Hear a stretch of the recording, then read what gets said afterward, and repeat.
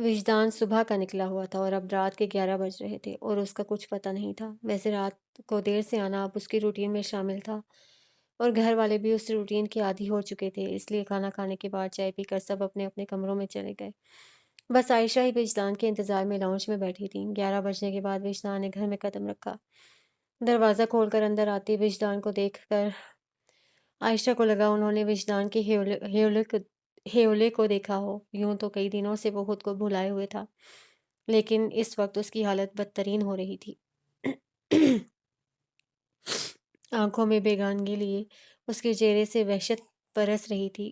گرد جم کر black pant shirt کا رنگ خاکستری کرنے لگا تھا۔ عائشہ آخر ماں تھیں، ان کا دل پسیج گیا۔ وہ اس کے پاس چلی گئی۔ یہ کیا حالت بنا رکھی ہے وجدان؟ وجدان نے انہیں دیکھا۔ اس کی آنکھوں کا بے جان تاثر دیکھ کر وہ کٹ گئیں۔ ایسے کیا دیکھ رہا ہے؟ چل ادھر آ۔ وہ اس کا بازو پکڑ کر اسے صوفے پر لے آئیں۔ اچھا طریقہ ہے ماں کو پریشان کرنے کا۔ یہی ضد ہے نا کہ ملیحہ سے شادی کرنی ہے؟ یہ لے۔ انہوں نے اس کے سامنے ہاتھ جوڑ دیے۔ غلطی ہو گئی کہ تیری بات نہیں مانی۔ تو جیتا میں ہاری، اب خوش؟ وہ بول کر خود ہی مسکرائیں۔ اب صبح مجھے اس کے گھر لے جانا، اس کے ماں باپ سے شادی کی بات کروں گی اور اس وقت تک چوکھٹ نہیں چھوڑوں گی جب تک وہ ہاں نہیں کر دیتے۔ انجانے میں ہی انہوں نے بھڑکتی آگ پر پانی کی بارش کر دی تھی۔ چپ بیٹھے وجدان کے اندر بلا کے طوفان اٹھے تھے اور وہ ان سے بے خبر کہہ رہی تھی، میں اپنے بیٹے کے لیے کھانا لے کر آتی ہوں، تب تک تم نہا کر کپڑے بدل لو، ٹھیک ہے؟ وہ چھوٹے بچے کی طرح اسے پچکار کر بولتی کھانا گرم کرنے کچن میں چلی گئیں۔ وجدان کے اندر دھواں بھر رہا تھا۔ بہت سی آوازوں کا شور اس کے ذہن میں ہلچل مچا رہا تھا۔ آپ مجھ سے شادی کریں گی؟ آپ یا تو پاگل ہیں یا دیوانے۔ کوئی بھی فیصلہ کرنے سے پہلے ایک بار میرے بارے میں سوچ لیجیے گا۔ کیا التجا تھی! فیصلہ کرنے کا اختیار کبھی بھی میرے پاس نہیں رہا، اور کیسی بے بسی تھی۔ آپ ایک بار اور لائبریری جا سکتے ہیں؟ میں پورا دن آپ کا انتظار کروں گا، مگر وعدہ وفا نہ ہوا۔ لیجیے، میری طرف سے تحفہ ہے۔ عشق آتش کیسا انوکھا تحفہ تھا۔ وجدان نے اپنے دونوں ہاتھ کانوں پر رکھ کر سر گھٹنوں سے ٹکا دیا، مگر آوازیں بند نہ ہوئیں۔ بہت چاہا ہے اسے، اتنا کہ اب اس چاہت سے دستبردار نہیں ہوا جاتا۔ اس سے الگ ہونے کا خیال میرے جسم سے روح کھینچ رہا ہے۔ وجدان کو کفن میں لپٹی ملیحہ کا چہرہ یاد آ گیا۔ اس نے کہا تھا، میں قیامت تک آپ کا انتظار کروں گا، اور قیامت تک کا انتظار اس کی قسمت میں لکھ دیا گیا تھا۔ وجدان نے تیز ہنسی کی آواز سنی تھی۔ اسے لگا تقدیر اس کا مذاق اڑا رہی ہے۔ وہ بازو میں سر چھپا کر دوہرا ہوا بیٹھا رہا۔ اس بار چوڑیاں کھنکنے کی آواز سنائی دی تھی۔ وجدان نے سر اٹھا کر دیکھا تو اسے لاؤنج کے کھلے دروازے سے باہر پلر کے پاس چاندنی میں ڈھلا ایک پیکر دکھائی دیا، جیسے کوئی ہاتھ بڑھا کر بارش کے قطروں کو ہتھیلیوں پر جذب کرتا ہے۔ وہ ہتھیلی کو کبھی الٹتی کبھی سیدھا کرتی، اپنے ہاتھ پر چاندنی کو دیکھ کر بچوں کی طرح خوش ہو رہی تھی۔ وجدان کی طرف اس کی پشت تھی اور اس کے لمبے گھنے بال پوری طرح اس کی کمر کو ڈھک رہے تھے۔ پھر وجدان پہلی نظر میں ہی اسے پہچان گیا، مگر حیرت کی وجہ سے اس کا نام وجدان کی زبان سے چند سیکنڈ کی تاخیر کے بعد سرسراتی ہوئی آواز میں نکلا، ملیحہ۔ وجدان کی آواز پر اسے فوراً پلٹ کر دیکھا، وہ ملیحہ ہی تھی۔ مسکراتی نگاہوں سے ہکا بکا بیٹھے وجدان کو دیکھتے ہوئے اس نے اچانک ہی اپنا ہاتھ اس کی طرف اٹھا دیا، جیسے اسے ہاتھ تھامنے کی دعوت دے رہی ہو۔ وجدان بے تاب ہو کر اٹھتا تیزی سے باہر آ گیا۔ پھر جیسے ہی اس نے ملیحہ کا ہاتھ تھامنا چاہا، وہ شرارت سے اپنا ہاتھ پیچھے کھینچ کر ہنستی ہوئی پلٹ کر بھاگی۔ رکیے ملیحہ، اس نے آواز دی۔ ملیحہ نے پلٹ کر تو دیکھا، مگر رکی نہیں اور بھاگتی ہوئی گیٹ سے نکل گئی۔ ملیحہ پلیز رک جائیں، وجدان اسے آواز دیتا خود بھی گیٹ کی طرف لپکا۔ وہ گیٹ سے باہر نکلا تو ملیحہ دونوں ہاتھ پشت پر باندھے سامنے کھڑی شرارت سے اسے دیکھ رہی تھی۔ وجدان چلتا ہوا اس کے پاس آیا اور وہ مسکراتے ہوئے قدم پیچھے کی طرف لینے لگی۔ میں کب تک آپ کو بلاتا رہوں گا اور آپ کب تک مجھ سے دور بھاگتی رہیں گی؟ اب بس کر دیں۔ وہ بکھر کر شکایت کر رہا تھا، مگر ملیحہ الٹے پیروں پر چلتی رہی۔ پھر اچانک ہی وجدان نے اسے روکنے کے لیے لپک کر اس کا ہاتھ تھامنا چاہا۔ وہ تیزی سے پیچھے ہٹتی پلٹ کر بھاگنے لگی۔ وجدان بھی اس کے پیچھے دوڑتا چلا گیا۔ عائشہ کھانے کی ٹرے لیے لاؤنج میں آئی تو وجدان وہاں نہیں تھا۔ انہوں نے اس کی تلاش میں ادھر ادھر دیکھا تو کھلے دروازے سے انہوں نے وجدان کو گیٹ کی طرف بھاگ کر جاتے دیکھا۔ وہ उसे आवाज़ें लगाती दरवाजे तक आई मगर वो गेट से निकल चुका था। वापस पलटकर उन्होंने ट्रे टेबल पर रखी और तेज़ कदमों से चलती हुई गेट पर आ गईं। उन्होंने बाहर निकाल कर देखा तो विजदान भागता हुआ किसी गली में मुड़ रहा था। उनकी छठी हिस्स ने उन्हें वार्निंग दी थी। यकदम पलटीं और जितना तेज़ दौड़ सकती थीं दौड़ती अपने कमरे में आ गईं और सोए हुए मुस्तफ़ा अज़ीम को झंझोड़ डाला। उठिए मुस्तफ़ा साहब, विजदान को रोकें, वो कहीं चला गया है। वो आंखें मलते उठ बैठे। विजदान आ गया? उन्होंने कुछ और ही सवाल किया। हाँ, और चला भी गया है। मेरे दिल को कुछ हो रहा है मुस्तफ़ा साहब, मेरे बेटे को मेरे पास ले आएं। वो असल सूरत हाल को समझ नहीं पाए थे। बस इतना समझ आया कि विजदान घर आया था और फिर चला गया। अब वो चाह रही हैं कि मुस्तफ़ा अज़ीम उसे घर लेकर आएं। वो बहुत से सवाल करना चाहते थे कि विजदान क्यों और कहाँ गया है, और अगर चला गया है तो परेशानी की क्या बात है, वापस आ जाएगा। मगर जिस तरह आयशा मुस्तफ़ा के पैर फूल रहे थे, उन्हें एहसास हुआ कि ज़रूर कोई गड़बड़ हुई है और उनके पास सवाल का वक्त नहीं। फ़ौरन विजदान के पीछे निकलना चाहिए। वो झटके से उठ खड़े हुए और नाइट ड्रेस पहने ही स्लीपर पाँव में उड़सते बाहर भागे। आयशा बाहर आ गईं और अपने कमरे के साथ वाला दरवाज़ा पीटते हुए मुज़म्मिल को आवाज़ें देने लगीं। मुस्तफ़ा अज़ीम इस तरफ ध्यान दिए बगैर बाहर निकलते चले गए। उनकी और मुज़म्मिल की कारें पोर्च में खड़ी थीं और विजदान की बाइक भी। इसका मतलब वो पैदल ही गया है। तेज़ी से सोचते वो उसकी तलाश में खुद भी पैदल निकल पड़े। दरवाज़ा खोलकर मुज़म्मिल ने अपनी माँ के हवास बाख्ता चेहरे को देखा तो फ़िक्रमंदी से पूछा, क्या बात है अम्मी? विजदान कहीं चला गया है, जाओ मुज़म्मिल उसे ढूँढ कर ले आओ। कहाँ चला गया है, क्या है और क्यों परेशान हो रही हैं? वो बच्चा नहीं है, वापस आ जाएगा। मेरा दिल कह रहा है मुज़म्मिल वो वापस नहीं आएगा, तुम जाकर उसे ले आओ, तुम्हारे अब्बू भी गए हैं। क्या कुछ हुआ है जो वो चला गया? मुज़म्मिल को यही समझ में आया कि शायद विजदान की माँ-बाप से कोई बात हुई है और वो झगड़ा करके चला गया, वरना आयशा इतना परेशान क्यों होती? मुझे नहीं पता कि क्या हुआ है, लेकिन कुछ हुआ ज़रूर है। जब वो आया तो उसके चेहरे से लग रहा था कि उसके साथ कुछ हो गया है। देर मत करो मुज़म्मिल, जाओ जाकर अपने भाई को ढूँढो। वो रोने लगी तो मुज़म्मिल के साथ खड़ी अनीका आगे निकलकर उनके पास आई और उन्हें साथ लगाकर चुप कराने लगी। अम्मी प्लीज़ आप रोएं तो मत, मैं जाकर उसे लाता हूँ। उनके रोने पर उसने परेशान होकर कहा। फिर अंदर से गाड़ी की चाबी उठाकर बाहर निकल गया। गाड़ी लेकर गलियों में घूमते मुज़म्मिल को विजदान तो नहीं मिला, लेकिन मुस्तफ़ा अज़ीम मिल गए। उसने कार रोक कर उन्हें साथ बिठा लिया। फिर दोनों बाप बेटा गलियों को छोड़कर मेन रोड पर विजदान को तलाश करने के लिए निकल गए। 2 घंटे की तलाश के बाद वो नामुराद लौट आए। विजदान नहीं मिला? आयशा के सवाल पर मुस्तफ़ा अज़ीम को लगा वो अचानक ही बहुत बूढ़े हो गए हैं। वो शिकस्ता अंदाज में गर्दन झुकाकर बैठ गए। इंतज़ार करके देखते हैं, हो सकता है सुबह तक वो खुद ही आ जाए।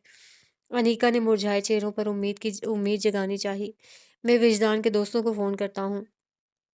किसी को मुखातिब किए बगैर कहकर मुज़म्मिल उठा और टेलीफोन स्टैंड से डायरी उठाकर उसमें से विजदान के दोस्तों के नंबर तलाश करने लगा। सबसे पहले उसे आपाक का नंबर नजर आया। उसने रिसीवर उठाया और नंबर डायल करने लगा। नहीं मुज़म्मिल भाई, विजदान यहाँ तो नहीं आया, बल्कि मैं तो खुद उसे आपके घर ड्रॉप किया था। अच्छा। उनकी आवाज़ सुस्त हो गई। मुज़म्मिल भाई ऐसा करते हैं, मैं आपकी तरफ आ जाता हूँ, फिर मिलकर उसे ढूंढते हैं। आफाक वाकई परेशान हो गया था। फिलहाल इसकी ज़रूरत नहीं, अब्बू और मैं इसे तलाश कर रहे हैं, फिर तुम्हारी अपनी फैमिली क्राइसिस से गुजर रही है। अम्मी ने बताया था तुम्हारी कज़न के बारे में, सुनकर वाकई अफ़सोस हुआ। आफाक लब काटने लगे। अच्छा, मैं बाकी दोस्तों की तरफ ट्राई करता हूँ, शायद वहाँ मिल जाए, और अगर वो तुम्हारी तरफ आए तो फ़ोन कर देना। जी मुज़म्मिल भाई, वैसे कहने की ज़रूरत नहीं, मैं समझ सकता हूँ आप इस वक्त कितने परेशान होंगे। अल्लाह हाफ़िज़। दूसरी तरफ से लाइन डिस्कनेक्ट हो गई तो आफाक ने रिसीवर क्रेडल पर डाल दिया। सुमेरा को अचानक ही वो बहुत थका हुआ लगने लगा था। वो उसके पास आई और आहिस्ता से उसके कंधे पर हाथ रख दिया। आफाक उसके हाथ पर हाथ रखते हुए आहिस्तगी से बोला, समझ नहीं आ रहा ये सब क्या हो रहा है। पहले मलीहा की तरफ से बुरी खबर मिली, अब विजदान की तरफ से धड़का लग गया है। क्या हुआ? सुमेरा ने सहम कर पूछा। विजदान घर से चला गया है। तो क्या हुआ, वापस आ जाएगा? तुम समझ नहीं रही हो, वो अपने हवासों में नहीं है। मुझे तो डर है वो कहीं कहीं कोई हमाकत न कर बैठे। आफाक परेशान था विजदान के लिए, और जब कुछ न सूझा तो गाड़ी लेकर विजदान की तलाश में निकल पड़ा। ऐसे भी दोस्त होते हैं, माशाल्लाह। बाबा जान को मलीहा के मर जाने पर इतनी हैरत नहीं हो रही थी जितनी अपने जिंदा होने पर हो रही थी। सर चेयर की पुश्त से लगाकर मलीहा की तस्वीर को देखते हुए वो अपने लुट जाने का सोग मनाते रहे। नया दिन तलू हो रहा था, लेकिन बाबा जान की जिंदगी के अंधेरों को रोशन करने जितनी ताकत अब किसी सूरज में नहीं थी। दस्तक दिए बगैर नूरुल हुदा दरवाज़ा खोलकर अंदर आए थे। اور چلتے ہوئے بابا جان کے سامنے جا کھڑے ہوئے۔ بابا جان نے ان کی طرف دیکھا اور انہوں نے بابا جان کے بھیگے چہرے کو آپ کیوں رو رہے ہیں بابا جان؟ انہوں نے حیرت سے استفسار کیا۔ بیٹی کی موت کا دکھ تو آپ کو ہو نہیں سکتا تو کیا یہ خوشی کے آنسو ہیں؟ کیا کہہ رہے ہو؟ ان کی تو جیسے کسی نے گردن پر چھری پھیر دی ہو۔ مر جاؤ گی تو تمہیں کندھوں پر اٹھا کر اپنے ہاتھوں سے دفناؤں گا۔ نور الہدا ٹھہر ٹھہر کر بولے۔ بابا جان نے سانس تک روک لیا۔ بہت شوق تھا آپ کو اسے دفنانے کا، کہیے اسے دفنا کر کیسا لگ رہا ہے؟ وہ نور الہدا کو رحم طلب نظروں سے دیکھ رہے تھے، لیکن نور الہدا کو ان پر رحم نہیں آیا۔ کیا آپ مجھے اس کا گناہ بتائیں گے جس کی پاداش میں آپ نے اس پر زندگی حرام کر دی؟ بس کر دو نور الہدا، وہ برداشت نہیں کر سکے۔ میں نے ایسا کچھ نہیں کیا اور کرتا بھی کیوں؟ آخر وہ میری بیٹی تھی۔ نور الہدا چٹخ کر بولے۔ یہی تو میں آپ سے پوچھنا چاہتا ہوں بابا جان کہ آخر وہ آپ کی بیٹی تھی، پھر کیوں آپ نے اپنی ہی بیٹی کو مار ڈالا؟ بابا جان حیرت کی زیادتی سے گنگ رہ گئے، پھر اس الزام پر تڑپ اٹھے۔ چاہے تو مجھے جان سے مار دو نور الہدا، لیکن مجھ پر اتنا بھیانک الزام مت لگاؤ۔ میں نے ملیحہ کو نہیں مارا، اسے ہارٹ اٹیک ہوا تھا اور یہ بات تم بھی جانتے ہو۔ اور ملیحہ کو ہارٹ اٹیک کیوں ہوا تھا؟ وہ برفیلے لہجے میں سوال کر رہے تھے۔ 20 سال کی عمر میں ہارٹ اٹیک بے وجہ نہیں ہوا کرتا۔ مجھے وہ وجہ بتائیں گے جو اس کے ہارٹ اٹیک کا سبب بنی۔ سرد آواز اور بے تاثر چہرہ، ان دو چیزوں کے ساتھ بابا جان نے بہت سے لوگوں کو بے بس کیا تھا۔ آج وہ خود ان دونوں کے آگے بے بس ہو گئے تھے۔ ان کا دایاں ہاتھ دونوں ہاتھ میں لے کر دھیرے دھیرے کہنے لگا۔ ملیحہ کیوں مر گئی؟ اس سوال کا جواب دینے کے لیے آپ کو ایک اعتراف کرنا ہے، اور اس اعتراف کے بعد ہو سکتا ہے ملیحہ تو آپ کو معاف کر دے، لیکن بابا جان میں آپ سے وعدہ کرتا ہوں کہ قیامت تک تو کیا اس کے بعد بھی میں آپ کو معاف نہیں کروں گا۔ اپنی بات کہہ کر وہ رکے نہیں اور اٹھ کر باہر نکل گئے۔ بابا جان ابھی تک سکتے کی کیفیت میں تھے، پھر ان کا دھیان اپنی گود میں رکھی ڈائری کی طرف گیا۔ انہوں نے ڈائری اٹھا کر کھولی، پھر پڑھنے لگے۔ ڈائری کیا تھی؟ ان کے جرائم کی فہرست تھی۔ انہیں لگا وہ کٹہرے میں کھڑے ہیں اور تند و تیز لہجے والا وکیل بھری عدالت میں ان کے جرائم کی فہرست پڑھ کر سنا رہا ہے۔ انہوں نے اپنی بیٹی کو قید تنہائی بخشی تھی۔ انہوں نے ہر قدم پر اس کے جذبات مجروح کیے اور آخر بات وہاں تک آ پہنچی جہاں انہوں نے ملیحہ کو ایسے دوراہے کی طرف دھکیل دیا جہاں آ کر ملیحہ پر زندگی مشکل اور موت آسان ہو گئی تھی۔ الزام کڑے تھے، لیکن بابا جان کے پاس اپنی صفائی میں کہنے کے لیے کچھ بھی نہیں تھا۔ ہر الزام سچا تھا اور ہر جرم حقیقت۔ اعتراف کے سوا اور کیا راستہ تھا؟ ڈائری ان کے ہاتھ سے چھوٹ کر گود میں گری، پھر سرک کر ان کے پیروں پر اوندھی جا پڑی۔ پچھتاوے سے زیادہ اذیت کسی احساس میں نہیں، اور اعتراف سے زیادہ کرب انگیز کچھ نہیں ہوتا۔ وہ بھیگی آنکھوں کے ساتھ چلانے لگے۔ میں نے ملیحہ کو مار ڈالا، میں نے اپنی ہی بیٹی کی جان لے لی۔ کوئی ہے جو مجھ جیسے ظالم باپ کی گردن اتار دے جس نے اپنی اولاد کا خون کیا ہو؟ مار ڈالا میں نے اپنی بچی کو، اپنی بیٹی کا قاتل ہوں میں، میری ملیحہ میرے ہاتھوں مر گئی، لوگوں مجھے مار ڈالو۔ ان کی آواز کمرے کی دیواروں سے ٹکرا کر گونجتی ہی رہی۔ فجر کی اذانوں کے ساتھ کراچی کے مضافات میں زندگی معمول کے مطابق جاگ اٹھی تھی۔ چاچا ہوٹل کے مالک چاچا روز کی طرح اپنی بھینسوں کا دودھ نکال کر چھوٹے کی ہمراہی میں تڑکے ہی پہنچ گئے تاکہ گاہکوں کے آنے سے پہلے ان کے ناشتے کا بندوبست ہو سکے۔ ویسے بھی اس ہوٹل پر گاہک بہت آتے تھے۔ ایک تو یہ وجہ تھی کہ یہ ہوٹل ہائی وے کے ساتھ تھا، دوسرے آس پاس 50 کلومیٹر تک کوئی دوسرا ہوٹل نہیں تھا، اس لیے ہائی وے سے گزرنے والے ٹرک ڈرائیوروں کو پیٹ پوجا کے لیے چاچا ہوٹل میں ہی رکنا پڑتا۔ چاچا دودھ کی بالٹیاں سائڈ پہ چاچا تو دودھ کی بالٹیاں سائڈ میں رکھ کر تھڑے پر بیٹھا غرارے کرنے لگا اور چھوٹا چارپائیوں کو بازیاب کرانے کے لیے کچن کے دروازے کا تالا کھولنے لگا۔ تبھی اس کی نظر تندور کے ساتھ رکھے لکڑیوں کے ڈھیر پر پڑی۔ اسے وہاں کوئی چھپا ہوا نظر آیا۔ اس نے پھس پھس کی آواز نکال کر چاچا کو متوجہ کر کے لکڑیوں کے ڈھیر کی طرف اشارہ کیا۔ چاچا نے آنکھیں سکیڑ کر ڈھیر کو دیکھا، پھر کسی کی جھلک پا کر وہ تھڑے سے اتر آیا۔ پہلوان تھا، اس نے چھپے ہوئے سے ڈرنے کی ضرورت محسوس نہیں کی اور اس کے سر پر پہنچ کر اس کا شانہ دبوچ لیا۔ ہاں بھائی بول، کون ہے تو؟ اور ادھر گھسا کیا کر رہا ہے؟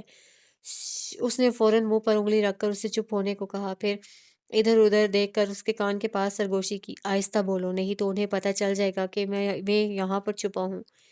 کس کو پتہ چل جائے گا؟ چاچا اسی کے لہجے میں بولا۔ وہ جو اندر ہیں۔ اس نے کچن کے دروازے کی طرف اشارہ کیا۔ چھوٹے نے ڈر کے مارے تالا ہاتھ سے چھوڑ دیا اور دروازے سے 2 قدم پیچھے ہٹ کر کھڑا ہو گیا۔ دروازے پر تو تالا ہے، پھر کوئی اندر کیسے جائے گا؟ چاچا بولا۔ وہ دروازے سے نہیں گئیں؟ پھر؟ چاچا نے چونک کر پوچھا۔ وہ وہاں سے اندر گئی ہیں۔ चाचा और छोटे ने उसके हाथ के इशारे की तरफ देखा तो हंस पड़े। ओए, वो यहाँ से अंदर गई हैं, कमाल हो गया। चाचा ने रोशनदान की तरफ देखकर हंसते हुए बोला, जिसमें उसे कोई बच्ची भी मुश्किल से गुजरती, और उसकी बातों से तो लगता था वो किसी खातून का जिक्र कर रहा है। हाँ, वो संजीदगी से बोला, तुम उन्हें बताना नहीं कि मैं यहाँ हूँ। अगर उन्हें पता चला तो वो भाग जाएंगी। चल, नहीं बताते, पर हमारे मिलने पर तो पाबंदी नहीं है। ओ छोटे, ताला खोल। वो बदस्तूर मजाक उड़ाते हुए छोटे से बोला, जिसने ताला तो खोल दिया लेकिन दरवाजा भेड़ा रहने दिया। तू इसीलिए छोटा है। चाचा उसके खौफ पर उसे मलामत करता किचन का दरवाजा खोलकर अंदर चला गया। छोटा भी खौफजदा होता अंदर आया, फिर वहां तो कोई नहीं था। उसने सुख का सांस लिया और चारपाइयां बाहर बिछाने लगा। उसने ओट में होकर अंदर झांका, फिर उन्हें ना पाकर वो किचन में आ गया। वो कहाँ चली गई? ओ पाइया, यहाँ कोई नहीं है। नहीं, वो इधर ही थी। मैंने खुद देखा था। वो सड़क क्रॉस करके यहाँ आई, फिर तंदूर पर चढ़कर उन्होंने रोशनदान से अंदर छलांग लगा ली। वो जरूर मुझसे छुप रही हैं, उसने कहा, फिर प्लेटें उठाकर देखता और गिलास झाड़ता वो उन्हें ऐसे तलाश करने लगा जैसे सुई हो। देख, रोशनदान से छलांग लगाकर अंदर आई थी। अब रोशनदान से छलांग लगाकर बाहर चली गई होगी। ऐसा कर, तू उसे बाहर जाकर ढूंढ जा। शाबाश, उसने पुचकार कर कहा। इधर वो भी उनको ना पाकर मायूस हो गया। वो बाहर आ गया और सड़क पर आंखें घुमा घुमा कर देखता, जैसे अंदाजा करने लगा कि वो किधर गई होंगी। फिर एक सिमत का तयन करके वो दौड़ पड़ा। जूते न जाने कब उसके पैरों से निकल गए थे। वैसे भी रात भर भागने के बाद अब उसके जख्मी पांव जूता पहनने के काबिल रहे भी नहीं थे। वो नंगे पांव सड़क पर भागता चला जा रहा था। चाचा, ये कौन था? छोटे ने सवाल किया। पागल था बेचारा, चाचा ने कहकर चारपाई उठाई और बिछाने के लिए बाहर ले आया। रात आफाक के आने के बाद साजिद भी जल्द ही पहुंच गया था। सारी रात विजदान की तलाश जारी रही। दस्तकें होती रहीं, फोन बजते रहे, मगर ला हासिल। इतना तो बता दो आयशा कि आखिर हुआ क्या था। मुस्तफ़ा अजीम के लहजे में भी थकन थी। कितनी बार कहूँ मुस्तफ़ा साहब कि कुछ नहीं हुआ था। वो जब घर आया तो पहले से ही परेशान था, बल्कि वो तो कई दिनों से मलीहा वाले मामले पर अपसेट था। मुझसे देखा नहीं गया और उससे कहा कि वो मलीहा से शादी कर ले, मुझे कोई एतराज़ नहीं है। फिर मैं उसके लिए खाना लेने चली गई। वापस आई तो वो गेट से बाहर निकल रहा था, और बस, इससे ज़्यादा मुझे कुछ नहीं मालूम नहीं। लेकिन आफाक को बहुत कुछ मालूम था। उसने मलीहा के नाम पर उनको देखा, फिर सर झुकाकर नफ़ी में सर हिलाने लगा।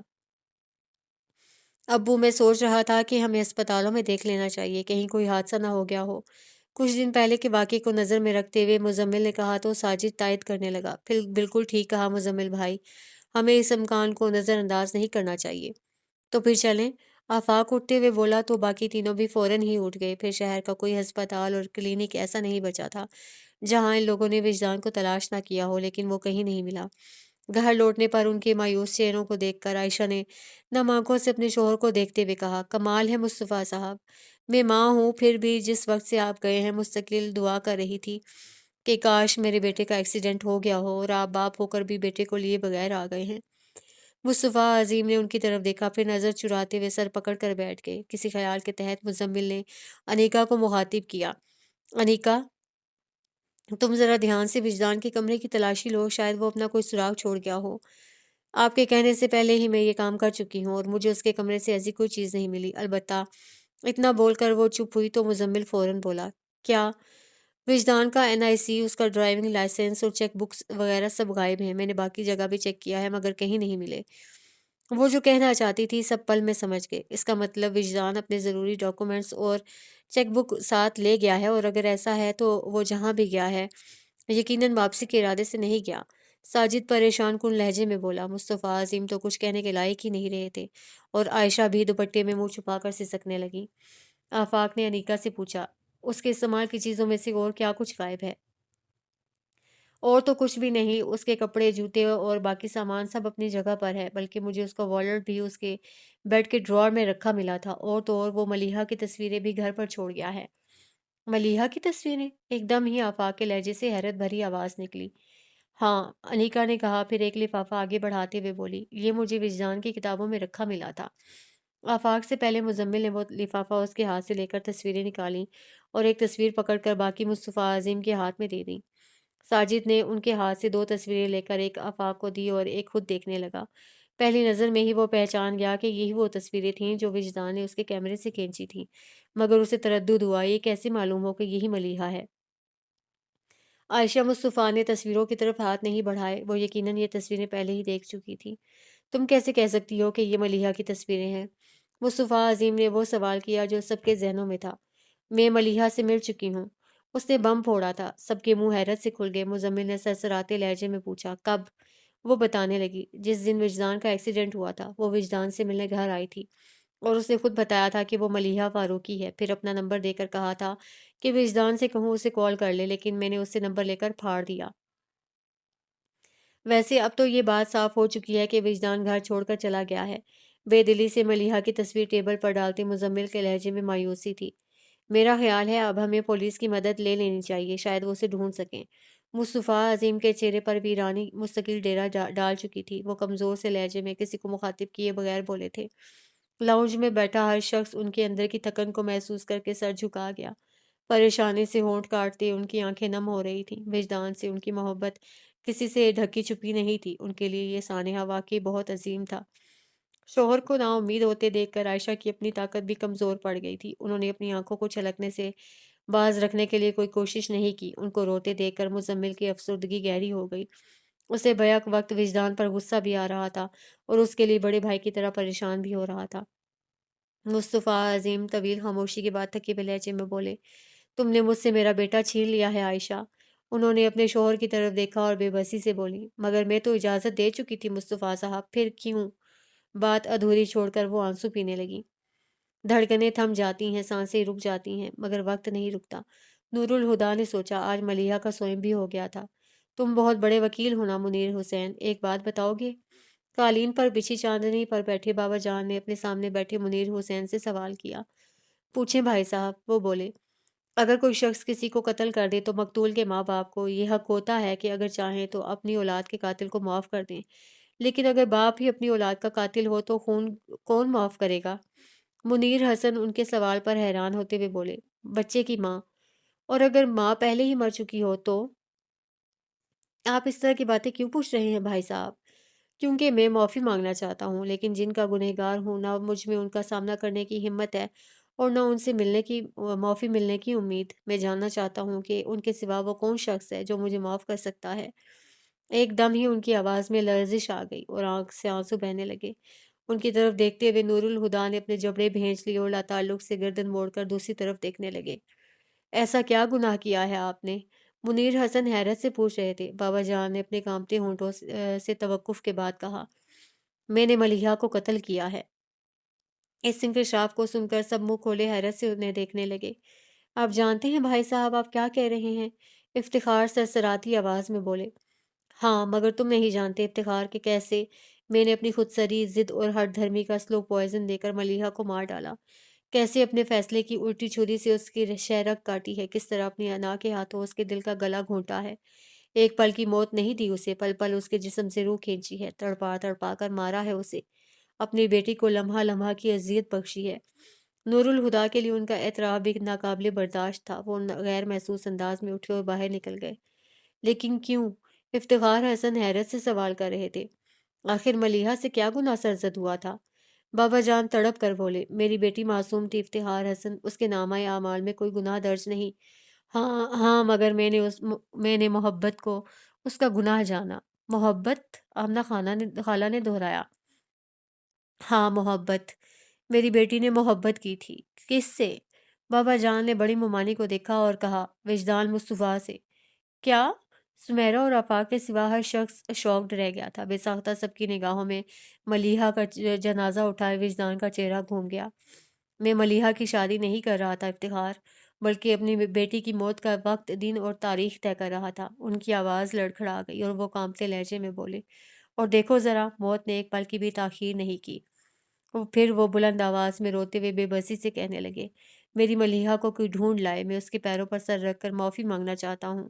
افتخار حسن کا اپنا دکھ کچھ کم نہیں تھا۔ جس کے چہرے میں اپنی مرحومہ بہن کا عکس دیکھتے تھے وہ آئینہ ٹوٹ گیا تھا۔ انہیں خود بھی ملیحہ سے بڑی محبت تھی۔ وہ جب بھی بابا جان کو دیکھتے تھے انہیں ان پر ترس آتا تھا۔ اللہ نے کتنی دیر سے اولاد دے کر کتنی جلدی واپس لے لی تھی، مگر اب ان کے دل میں بابا جان کے لیے کوئی ہمدردی باقی نہیں رہی تھی۔ وہ یوں بے حس نگاہوں سے انہیں روتے ہوئے دیکھ رہے تھے جیسے ان کے آگے تماشا چل رہا ہو۔ کس امید پر معافی کی بات کرتے ہیں بھائی صاحب؟ وہ سرد لہجے میں بولے۔ جب آپ نے اپنی ہی بیٹی کی بے گناہی نہیں بخشی تو کوئی آپ کے گناہ کیسے بخش سکتا ہے؟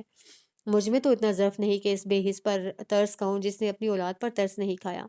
کیا آپ میں اتنا ضعف ہے کہ خود پر ترس کھائیں، خود کو معاف کر سکیں؟ بابا جان نے مجرموں کے انداز میں سر جھکا لیا۔ جب آپ خود کو معاف نہیں کر سکتے تو بتائیں کوئی اور آپ کو کیسے معاف کرے گا؟ وہ رکے، پھر ٹوٹے ہوئے لہجے میں کہنے لگے، میں جانتا تھا آپ خود پسند ہیں، اپنی انا اپنی ضد آپ کو ہر چیز سے پیاری ہے، مگر میں سوچتا تھا آخر آپ ملیحہ کے باپ ہیں، جو کچھ اس کے لیے آپ کے دل میں ہے کسی کے دل میں نہیں ہو سکتا۔ میں کتنا صحیح تھا، جو سنگ دلی ملیحہ کے لیے آپ میں تھی وہ کسی اور میں نہیں۔ وہ بول کر چپ ہو گئے تو بابا جان کہنے لگے، رک کیوں گئے افتخار؟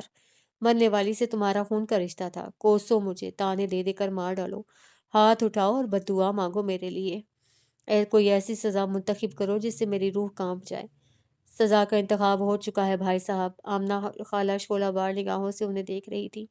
اب آپ عمر بھر خود کو کوسیں گے، اپنے خالی دامن کو پھیلا کر خود کو بددعائیں دیں گے۔ آپ کا نقصان آپ کو یاد آ آ کر آپ کی روح کو تڑپائے گا۔ آپ کا گناہ جتنا بڑا ہے اس کے لیے یہی مناسب ہے کہ آپ عمر بھر خود سے معافی کی بھیک مانگتے رہیں اور عمر بھر خود کو معاف نہ کر سکیں۔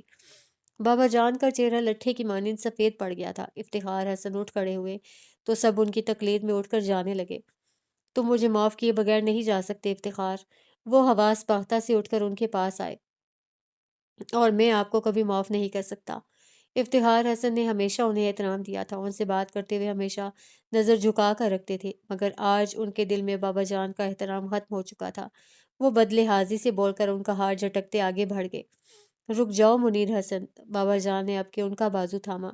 آپ کس رشتے سے مجھے روکتے ہیں بھائی صاحب؟ میری بہن کو گزرے برسوں بیت گئے اور آج اس کی بیٹی بھی مر گئی، اب آپ کا ہم سے کیا واسطہ؟ جائیے بھائی صاحب، اللہ آپ کو آپ کے عذاب مبارک کرے۔ وہ سختی سے ان کا ہاتھ جھٹک کر باہر نکل گئے اور ان کے پیچھے ملیحہ کی ممانیہ خالہ اور تمام کزنز بھی۔ اب قصر فاروقی میں ان کا کیا رکھا تھا؟ نور الہدیٰ لان میں ٹہل رہے تھے۔ ان لوگوں کو اندر سے نکل کر گاڑیوں میں بیٹھتے دیکھ کر وہ تیزی سے پورچ میں آ گئے۔ افتخار حسن بیٹھنے کے لیے دروازہ کھول چکے تھے۔ مامو جان، نور الہدیٰ نے پیچھے سے آ کر دروازے پر ہاتھ رکھ دیا۔ افتخار حسن پلٹ کر انہیں دیکھنے لگے۔ بولو نور الہدیٰ، ویسے لگتا تو نہیں کہ اب سننے کو کچھ باقی بچا ہے؟ مجرم نہ ہوتے ہوئے بھی نور الہدیٰ خود کو مجرم سمجھنے لگے۔ انہوں نے سر جھکا لیا اور صفائی دینے کے انداز میں آہستہ سے بولے، میں لا علم تھا مامو جان۔ جانتا ہوں، ان کا لہجہ تھکا تھکا سا تھا۔ نور الہدیٰ ان کا چہرہ دیکھ کر ملتجی انداز میں بولے، مجھ سے اپنا رشتہ مت توڑیے گا مامو جان۔ تم سے میرا رشتہ ہی کب تھا؟ وہ اچانک ہی سفاق ہو گئے۔ اور جس سے رشتہ تھا وہ اب نہیں رہی۔ ہاں مروت باقی تھی، لیکن اب مروت نبھانے کا حوصلہ کہاں سے لاؤں؟ نہیں نور الہدیٰ، اب قصر فاروقی میں میرے لیے کچھ نہیں بچا، سب ٹھکانے لگ چکا ہے۔ آپ بابا جان سے ناراض ہیں؟ تم نہیں ہو؟ انہوں نے پلٹ کر سوال کیا۔ ہونٹ دبا کر بولتے وہ سر اقرار میں ہلانے لگے، لیکن انہیں چھوڑ کر نہیں جا سکتا۔ وہ نور الہدیٰ کو دیکھ کر رہ گئے، پھر اللہ حافظ کہہ کر گاڑی میں بیٹھ گئے۔ نور الہدیٰ 2 قدم پیچھے ہٹے اور وہ گاڑی نکال کر لے گئے۔ وہ کھڑے پورچ کی زمین کو گھور رہے تھے۔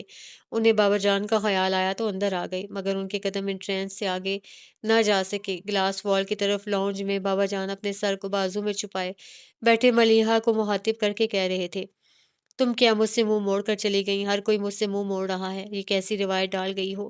سزا ہے کہ کوئی مجھے سزا کے قابل بھی نہیں سمجھتا، نہ سزا ملتی ہے نہ معافی، کفارہ کیسے ادا ہو؟ نور الہدیٰ بت کی طرح ایستادہ ہو گئے تھے۔ ان کے دل کی حالت عجیب ہو رہی تھی۔ ایک طرف ان کا دل چاہ رہا تھا کہ بابا جان کو گلے لگا لیں، دوسری طرف جی چاہتا تھا ان سے منہ پھیر کر بھاگ کھڑے ہوں۔ ایک محبت کھینچ رہی تھی، دوسری پیچھے کو۔ وہ کشمکش میں الجھ گئے، سوچ سوچ کر ان کا دماغ پھٹنے لگا تو بے رحمی سے دل میں بابا جان کو مخاطب کر کے بولے، فکر مت کریں بابا جان، میں آپ کو سزا دوں گا، وہی سزا جو آپ نے عمر بھر ملیحہ کے ساتھ رکھی۔ اور بڑی بے اعتنائی سے وہ چلتے ہوئے بابا جان کے پاس سے گزر کر سیڑھیاں چڑھنے لگے۔ روتے ہوئے بابا جان نے سر اٹھا کر انہیں دیکھا اور حیرت سے سوچنے لگے، بے حسی کی صفت نور الہدیٰ میں تو نہیں تھی۔ کاش تم نے پہلے بتا دیا ہوتا آفاق، تو شاید یہ سب نہ ہوتا۔ تب بھی یہی ہوتا تیابو۔ آج پھپھا جان کی جو حالت ہے وہ صرف اس لیے ہے کہ ملیحہ اب اس دنیا میں نہیں، لیکن اگر وہ زندہ ہوتی تو پھپھا جان کسی بھی قیمت پر وجدان کو قبول نہیں کرتے۔ ان کی سخت طبیعت کو آپ مجھ سے بہتر جانتے ہیں، اور رہ گئی ملیحہ، تو کون نہیں جانتا کہ اسے ہارنے کا شوق تھا۔ وہ جب وہی ہتھیار ڈال چکی تھی تو آپ کیا کر لیتے؟ افتخار حسن جانتے تھے وہ صحیح کہہ رہا ہے، اس لیے چپ سے ہو گئے، لیکن منیر حسن مطمئن نہ ہو سکے۔ پھر بھی آفاق، تمہیں بتا دینا چاہیے تھا، شاید کوئی راستہ نکل پاتا۔ ملیحہ نے کون سا کسی گئے گزرے کا انتخاب کیا تھا؟ وہ آخر کس بیس پر وجدان کو ریجیکٹ کرتے؟ بس ایک ذرا ان کی انا ہی تو تھی، ٹوٹ جاتی۔ آفاق صحیح کہہ رہے ہیں چاچو، واقعی کوئی راستہ نہیں تھا۔ ملیحہ کبھی بھی پھوپھا جان کی مرضی کے بغیر وجدان سے شادی نہیں کرتی، اور پھوپھا جان بھی اس کی اس کمزوری سے واقف تھے۔ پھر بھلا وہ رضامندی دیتے ہی کیوں؟ بلکہ سچ تو یہ ہے ملیحہ کی کسی کمزوری نہیں، پھوپھا جان کی انا کو آسمان پر چڑھا رکھا تھا۔ میں مانتی ہوں ان کا رویہ ملیحہ کے ساتھ ہمیشہ ہی ناروا رہا، لیکن ملیحہ نے بھی تو کبھی پلٹ کر شکایت نہیں کی۔ پھر وہ کیوں احساس کرتے؟ اب ان باتوں کا کیا فائدہ؟ جتنا ذکر کرو گے اتنا ہی دل جلے گا۔ بس اب ختم کرو اس قصے کو۔ چھوٹی ممانی کے لیے سچ مچ یہ ٹاپک بہت تکلیف دہ تھا۔ وہ جھنجھلا کر بولی، آفاق، مجھے وجدان کے پاس لے جاؤ، نہ جانے کس حال میں ہوگا۔ افتخار حسن فکر مند سے ہو گئے تھے۔ آفاق ان کی طرف دیکھ کر رہ گیا۔ ایسے کیا دیکھ رہے ہو؟ آفاق نے نظر جھکا لی۔ یہی تو نہیں پتہ چل رہا کہ وہ کس حال میں ہے۔ کیا مطلب؟ آمنہ خالہ نے ٹھٹک کر پوچھا۔ وجدان پرسوں رات سے لاپتہ ہے۔ کیا کہا؟ بڑی ممانی سہم کر بولی، میں ٹھیک کہہ رہا ہوں، وجدان گھر سے چلا گیا ہے۔ پرسوں جب میں اسے قبرستان سے لے کر آیا تھا تو اس کی دماغی حالت نارمل نہیں تھی، پھر میں نے ہی اسے گھر ڈراپ کیا تھا، یہ سوچ کر کے کچھ دیر آرام کرنے سے اس کی حالت سنبھل جائے گی، مگر وہ گھر سے چلا گیا۔ اس کے نکلتے ہی انکل اور مزمل بھائی اس کی تلاش میں لگ گئے تھے، مگر کوئی فائدہ نہیں ہوا۔ وہ ابھی تک لاپتہ ہے۔ سب دوستوں اور رشتہ داروں کے گھر چیک کر لیا، پورے شہر کے ہسپتال دیکھ لیے، لیکن وہ کہیں نہیں ملا۔ کل میں اور ساجد مزمل بھائی اور انکل کے ساتھ مل کر سارا دن اسے سڑکوں اور پارکوں میں تلاش کرتے رہے ہیں۔ شہر کا کوئی کونا ایسا نہیں چھوڑا جہاں ہم نے اسے نہ ڈھونڈا ہو۔ سمجھ نہیں آتا اسے زمین نگل گئی ہے یا آسمان، کہیں سے کوئی خبر تک نہیں ملتی۔ اب تو پولیس میں بھی رپورٹ کرا دی ہے، اور صبح کے سب اخباروں میں اس کی گمشدگی کا اشتہار بھی چھپ گیا ہے۔ دعا کریں کہیں سے کوئی اطلاع مل جائے۔ اس نئی افتاد پر ہر کوئی چپ سا ہو گیا۔ یا اللہ، یہ کیا ہو رہا ہے؟ ہر طرف سے بری خبریں مل رہی ہیں۔ سکون تو جیسے اب ہمیشہ کے لیے رخصت ہو گیا ہے۔ افتخار حسن گھبرا کر بولے۔ منیر حسن نے ایک نظر اپنے بھائی کو دیکھا جو ٹور سے گئے تھے، پھر آفاق سے تیز لہجے میں بولے، تم یہ سب آج بتا رہے ہو؟ اور کیا کرتا؟ جو سانحہ گزر چکا وہ کیا کم ہے جو میں آپ سب کو اور پریشان کرتا؟ اچھا اب یہ باتیں چھوڑو، بڑی ممانی پریشان سے لہجے میں بولی، پھر اپنے شوہر سے کہا، افتخار، ہمیں وجدان کے گھر چلنا چاہیے۔ تائی جان، آپ وہاں نہ ہی جائیں تو بہتر ہے۔ کیوں؟ وہ اسے دیکھ کر بولی، کیونکہ آپ بار بار ملیحہ کا نام لے کر رونے لگتی ہیں، اور میں نے وجدان کے گھر والوں کو ملیحہ سے اپنے رشتے کے بارے میں کچھ نہیں بتایا ہے، اور شاید وجدان نے بھی ایسی کوئی بات نہیں کی، ورنہ وہ ذکر ضرور کرتے۔ پھر انہیں ملیحہ کے انتقال کے بارے میں بھی کوئی اطلاع نہیں۔ لیکن تم نے یہ سب ان سے کیوں چھپایا جبکہ اس کی ضرورت نہیں؟ منیر حسن کی بات سن کر آفاق نے کہا، تو کیا بتاتا کہ ملیحہ کی موت کے صدمے نے وجدان کے دماغ پر اثر کیا ہے، اور اس نے ہوش مندی میں نہیں بلکہ پاگل پن کی کیفیت میں گھر چھوڑا ہے، تاکہ ان کے دلوں سے رہا سہا اطمینان بھی رخصت ہو جائے، جیسے میرے دل سے رخصت ہو گیا ہے۔ اور اب تو وہ در در بھٹکتا وہ سچ مچ پاگل ہو گیا ہوگا۔ غلط لوگوں کو دل میں جگہ دی۔ ان دونوں نے تو اپنے دل کے آگے کسی اور کے دل کی پرواہ ہی نہیں کی۔ آفاق دل گرفتہ سا ہو گیا۔ وہ چشم تصور سے وجدان کو کریا کریا دیوانوں کی طرح بھٹکتے دیکھ رہا تھا۔ مغرب کی نماز کے بعد نمازی مسجد سے نکل رہے تھے جب وہ خستہ حال شخص ایک دم کہیں سے آ دھمکا۔ اس کے سر کے بال اور بڑی ہوئی داڑھی میں گرد جمی ہوئی تھی، کپڑوں کی حالت ابتر ہو رہی تھی، ڈھیروں مٹی لیے زخمی پاؤں جوتے کی قید سے آزاد تھے۔ وہ یقیناً کوئی دیوانہ ہی تھا جو ایک ایک کو پکڑ کر پوچھ رہا تھا، تم نے انہیں دیکھا ہے؟ ابھی ابھی وہ ادھر تھیں۔ نہیں نہیں ادھر نہیں، ادھر، ہاں ادھر ہی تھیں۔ پھر پتہ نہیں کدھر گئیں؟ انہیں جاتے دیکھا ہے؟ اس سے پہلے مسجد کی سیڑھیوں کی طرف اشارہ کیا، پھر فوراً ہی انہیں منع کرتے وہ اندر برآمدے کی طرف اشارہ کرنے لگا، مگر کسی نے اس پر دھیان نہیں دیا۔ ہر شخص اس سے بچ کر نکلنے کی کوشش میں تھا۔ وہ التجائیں کرنے لگا، کوئی تو بتا دے وہ کہاں گئیں، کب سے ڈھونڈ رہا ہوں، کوئی تو مجھے بھیک میں ان کا دیدار دے دے۔ اپنی فریاد کے رائیگاں جانے پر اس نے یکدم ہی سفید کاٹن کے کلف لگے شلوار قمیض میں ملبوس سیاہ رنگت کے موٹے سے آدمی کو دبوچ لیا۔ اس پر جنون سوار ہونے لگا تھا۔ موٹے کو جھنجھوڑتے وہ چیخنے لگا، تو پاگل، تو بتا مجھے وہ کہاں ہیں، بتا، میں جانتا ہوں تجھے پتا ہے، بول کدھر ہیں وہ۔ وہ پہلے تو اس افتاد پر گھبرا گیا، پھر خود کو چھڑا کر حقارت سے زوردار تھپڑ اس کے گال پر جڑ دیا۔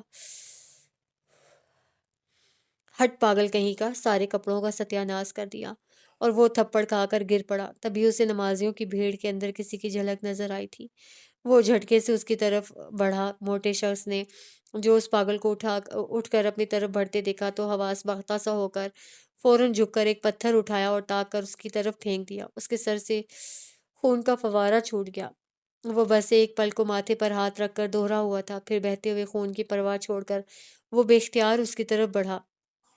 موٹے شخص نے جو بدستور اسے اپنی جانب آتے دیکھا تو ایک اور پتھر اٹھا کر اسے دے مارا۔ پھر ایک ساتھ کئی پتھر اس نے ہاتھ میں اٹھا لیے اور ایک کے بعد ایک مارنے لگا۔ باقی نمازیوں نے جو ایک پاگل کو اس موٹے آدمی سے بھیڑتے دیکھا تو وہ بھی اس پر پل پڑے۔ شرم نہیں آتی؟ نمازیوں کو پریشان کرتا ہے، ہٹا کٹا مشتندہ ہو کر آوارہ گردی کرتا ہے۔ مسجد جیسی متبرک جگہ تیری بدماشی کے لیے نہیں ہے۔ ہر طرف سے ایسے جملے پڑ رہے تھے اور اسی رفتار سے لاتیں اور گھونسے تھی بھی، مگر وہ خوشبوؤں میں ڈھلے اس پیکر پر نگاہ جمائے اپنا ایک ہاتھ اس کی طرف بڑھاتا، بدن کی پوری طاقت لگا کر خود کو ان لوگوں کے چنگل سے چھڑانے کی کوشش کر رہا تھا، پر اس کی ایک نہ چلی۔ اسے اتنے سارے لوگوں کے بے رحم شکنجے میں دیکھ کر ان جھیل سی آنکھوں میں طغیانی آ گئی۔ پھر جیسے اس سے برداشت نہ ہو سکا اور وہ اچانک ہی پلٹ کر بھاگنے لگی۔ رک جائیں، مت جائیں مجھے چھوڑ کر، وہ چلایا، پھر اپنے ارد گرد موجود لوگوں کو دھکیلنے لگا۔ وہ جب تک چپ کر کے پٹتا رہا لوگ اسے پیٹتے رہے۔ اب جو وہ انہیں دھکے مار کر خود کو چھڑانے لگا تو سب اسے چھوڑ کر خوفزدہ سے پیچھے ہٹ گئے اور وہ اس کے پیچھے بھاگا جو نظر سے اوجھل ہوتی جا رہی تھی۔ پھر بھاگتے بھاگتے اسے پتھر سے ٹھوکر لگی اور وہ منہ کے بل زمین پر گر پڑا۔ اس کے دانتوں سے خون نکل آیا تھا۔ اس نے سر اٹھا کر اس طرف دیکھا جدھر وہ گئی تھی، پھر گھبرا کر چاروں طرف نظر گھمائی لیکن وہ اسے کہیں نظر نہیں آئی۔ بے بسی کے احساس سے اس کی آنکھیں برسنے لگیں۔ اوندھے منہ لیٹے اس نے سر اٹھا کر آسمان کو دیکھا اور اللہ سے فریاد کی صورت پکارا، یا اللہ! لوگ ہنس رہے تھے، بچے پاگل پاگل کی صدائیں لگاتے تالیاں بجا رہے تھے اور وہ زمین پر پوری طاقت سے ایک ہاتھ کا مکہ بنائے زمین کو پیٹ پیٹ کر اپنے ہاتھ زخمی کر رہا تھا۔ دھول اڑ اڑ کر اس کے چہرے پر پڑ رہی تھی اور وہ کرب سے چلاتا جا رہا تھا۔ قریب ہی ایک دکان کے باہر کھڑا شخص اس تماشے سے محظوظ ہوتا اپنے سامنے کھڑے آدمی سے بولا، دیکھو یار کیا تماشا چل رہا ہے۔ ارے یہ تو کچھ بھی نہیں، ادھر دیکھو، اصل تماشے کی خبر تو آج اخبار میں چھپی ہے۔ سنتے آئے تھے لڑکیاں گھروں میں سے بھاگتی ہیں، پر اب تو لڑکے بھی گھر سے بھاگنے لگے۔ اس نے متعلق دھیان نہ دیا، نہ دیتے ہوئے اخبار میں چھپی خوش شکل اور خوش لباس نوجوان کی تصویر اسے دکھائی، جس کے نیچے لکھا تھا، نام وجدان مصطفیٰ، ولد مصطفیٰ عظیم، عمر 25 سال، رنگت سانولی، قد 5 foot 11 inch, black shirt black pant میں ملبوس ہے اور پیروں میں بوٹ پہنے ہوئے ہے۔ ناراض ہو کر گھر سے چلا گیا ہے۔ اگر کسی صاحب کو وجدان مصطفیٰ کے بارے میں اطلاع ہو تو براہ مہربانی نیچے دیے گئے ٹیلی فون نمبرز پر رابطہ کریں۔ اطلاع دینے والے کو 1 لاکھ روپے نقد انعام دیا جائے گا۔ اس نے اپنے ساتھی سے اخبار لے کر بلند آواز میں خبر پڑھی اور دونوں ایک دوسرے کے ہاتھ پر ہاتھ مار کر ہنسنے لگے۔ بابا جان کی پہلے بھی کوئی خاص مصروفیت نہیں تھی، بس بوائی اور کٹائی کے سیزن میں نگرانی کے لیے زمین پر چلے جاتے، یا پھر اگر کوئی تنازع کھڑا ہو جاتا تو اس کے حل کے لیے انہیں جانا پڑتا۔ منافع اور اخراجات اندراج بھی ان کا سردرد تھا، مگر جب وہ قصر فاروقی میں ہوتے تو واقعی ریٹائرڈ لائف گزارتے تھے۔ فراغت فراوانی میں یا تو وہ ملک ناصر کے گھر پر ہوتے یا ملک ناصر قصر فاروقی میں ڈیرے ڈال کر بیٹھے رہتے۔ دونوں دوست جوانی کی قصوں اور آرمی لائف کی یادوں کو دہراتے، شطرنج کی بساط پر ایک دوسرے کو شہ مات دیتے رہتے، مگر ملیحہ کے جانے کے بعد سب کچھ بدل گیا تھا۔ زمینوں کے معاملات میں ان کی دلچسپی ختم ہو گئی۔ منشی جو چاہے فصل بوتا، جس سام پہ چاہتا فصل منڈی میں بیچ دیتا، کوئی باس پرس نہ کرتے۔ کتنی بار نور الہدا سے کہا کہ اب وہ زمینوں کے معاملات ہینڈل نہیں کر پاتے، اس لیے نور الہدا ان کا انتظام اپنے ہاتھ میں لے لیں، مگر نور الہدا نے صاف جواب دے دیا، اگر آپ زمینوں کے معاملات نہیں سنبھال سکتے تو بیچ دیں، مجھے اپنے بزنس سے فرصت نہیں۔ اور وہ زمینوں کو بیچنا بابا جان کو گوارا نہیں تھا۔ خیر، کسی نہ کسی طرح معاملات چلتے ہی رہے۔ گو عملاً بابا جان نے اپنا ہاتھ اٹھا دیا تھا اور بس اپنے کمرے تک محدود ہو گئے تھے۔ ملک ناصر کی طرف جانا بھی چھوڑ دیا تھا، لیکن وہ خود آ جاتے، مگر اب شطرنج کی بساط نہیں بچتی تھی، بس ملیحہ کا ذکر ہوتا رہتا، اور ملیحہ کے ذکر میں خوشی کہاں تھی؟ ان کی تو پوری زندگی بابا جان کا پچھتاوا بن گئی تھی، اور پچھتاوے کا احساس کسی پل ان کا پیچھا نہیں چھوڑتا تھا۔ ان کے پاس ملیحہ کو یاد کر کے آنسو بہانے کے سوا کوئی کام نہیں تھا۔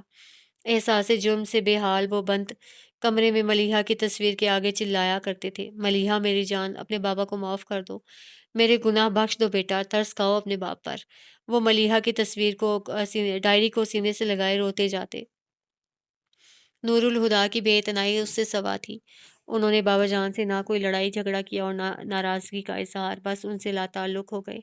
بابا جان کی چیخیں ان کے کانوں تک بھی پہنچتی تھی، مگر وہ کبھی انہیں دلاسا دینے نہیں آئے، الٹا اپنی سرد مہری سے ان کے احساس جرم کو اور بھی بڑھاتے جاتے۔ انہوں نے بابا جان کو گھر میں رکھے سامان کی طرح سمجھ لیا، کبھی ان کے کمرے میں جھانکنے کی ضرورت بھی محسوس نہیں کی، اور اگر کبھی بابا جان ہی ان کے پاس چلے آتے تو اس طرح نظر انداز کرتے کہ وہ کٹ ہی جاتے۔ مگر شکایت کیسے کرتے؟ انہوں نے بھی تو کبھی ملیحہ کو خود سے قریب نہیں ہونے دیا تھا، لیکن ملک ناصر سے برداشت نہیں ہو سکا اور وہ نور الہدا کے پاس جا پہنچے۔ جس شخص نے تمہیں کبھی باپ کی کمی محسوس نہیں ہونے دی، اس کے ساتھ تم یہ سلوک کر رہے ہو، کاٹ کباڑ کی طرح اسے ایک کونے میں ڈال دیا ہے۔ نور الہدا ان کے جلال کے جواب میں بے تاثر لہجے میں بولے، آپ کس سلوک کی بات کر رہے ہیں؟ انکل، میری طرف سے بابا جان کے ساتھ کوئی زیادتی نہیں ہوئی۔ اس گھر میں ان کا جو رتبہ اور مقام کل تھا، اب آج بھی وہی ہے۔ گھر کے سارے ملازم ان کے حکم کے پابند ہیں، اور میں نے خود بھی انہیں سختی سے ہدایت دے رکھی ہے کہ بابا جان کے آرام و آسائش کا خیال رکھیں۔ نوکر تمہارا نیم البدل نہیں ہو سکتے نور الہدا، کیا تمہیں خبر بھی ہے اظہر کئی دن سے بیمار ہے؟ کیا ایک دن تمہیں اتنی توفیق ہوئی کہ جا کر اس بیمار آدمی کی خیریت ہی دریافت کر لو جس نے تمہیں اولاد کی جگہ دی ہے؟ بابا جان بیمار ہیں، اس خیال سے وہ اندر ہی اندر بے چین ہو گئے، لیکن جب بولے تو ان کی آواز احساسات سے خالی تھی۔ گھر میں 3 ڈرائیور موجود ہیں، اگر وہ بیمار ہیں تو مجھ سے کہنے کی ضرورت نہیں، وہ ڈرائیور کے ساتھ اسپتال جا سکتے ہیں، اور اگر خود نہ بھی جانا چاہیں تو ڈاکٹر کو فون کر کے گھر پر بلوا لیں۔ ملک ناصر ان کی بے حسی پر حیران رہ گئے۔ اس کی بیماری کا علاج ڈاکٹر کے پاس نہیں، تمہارے پاس ہے۔ تم تو اپنی زندگی میں مگن ہو گئے، لیکن تمہاری ضرورت ہے انہیں، کبھی 2 گھڑی کے لیے ہی صحیح ان کے پاس بیٹھ جایا کرو، تنہائی کو جھیلنا آسان نہیں۔ تنہائی؟ وہ زہر خوند ہو کر بولے، پھر اٹھے اور صوفے کی بیک پر جا کر دونوں ہاتھ اس کی پشت پر ٹکاتے ہوئے کہنے لگے، تنہائی کو جھیلنا آسان نہیں ملک انکل، اور ملیحہ نے جذباتی تنہائی کے ساتھ 9 سال گزارے ہیں بنا شکایت کے، اور بابا جان چند مہینوں میں ہی شکوہ کرنے لگے۔ ملک ناصر ہکا بکا رہ گئے۔ تم ایک باپ سے اس کی بیٹی کی موت کا انتقام لینا چاہتے ہو؟ کیا تمہیں اس کا حق ہے؟ مرنے والی اگر ملیحہ ہو اور مارنے والے بابا جان، تو ہادی بھائی کو حق ہے کہ ملیحہ کی موت کا انتقام لے سکیں۔ ان کے لہجے میں کوئی گنجائش نہ پا کر ملک ناصر چپ کے چپ رہ گئے۔ بعد میں جب بابا جان کو پتہ چلا تو کہا، نور الہدا سے بدگمان نہ ہونا ملک، اس نے میرے ساتھ کوئی زیادتی نہیں کی، میں اسی سلوک کا حقدار ہوں۔ اس نے تو بہت صاف صاف کہہ دیا تھا کہ اسے ملیحہ کے ساتھ کی ضرورت نہیں، وہ یوں بھی اس سے محبت کر لے گا، مگر میں نے زبردستی ملیحہ کو اس کے ساتھ نتھی کرنا چاہا۔ وہ ملیحہ کی تکلیف برداشت نہیں کر سکتا تھا، کہاں تو میں اسے ہی ملیحہ کی تکلیف بنا دیا۔ ذرا سوچو تو ملک، میرے ہاتھوں اس کا کتنا بھاری نقصان ہوا ہے، پھر وہ اتنا بڑا ظرف کہاں سے لائے کہ مجھے معاف کر سکے؟ پچھتانے سے کچھ حاصل نہیں، لیکن پچھتاووں سے دامن چھڑانا بہت مشکل ہے۔ صبح پنجاب کے دور دراز علاقے میں سرحدی پٹی کے بالکل قریب واقع پسماندہ گاؤں چنگ چنگوچی آبادی محض چند نفوس پر مشتمل تھی۔ مولوی عبدالخالق کا شمار اس چھوٹی سی آبادی کے معززین میں ہوتا تھا۔ مولوی عبدالخالق گاؤں کے مؤذن تھے، اور جماعت کی امامت بھی ان کے فرائض میں شامل تھی،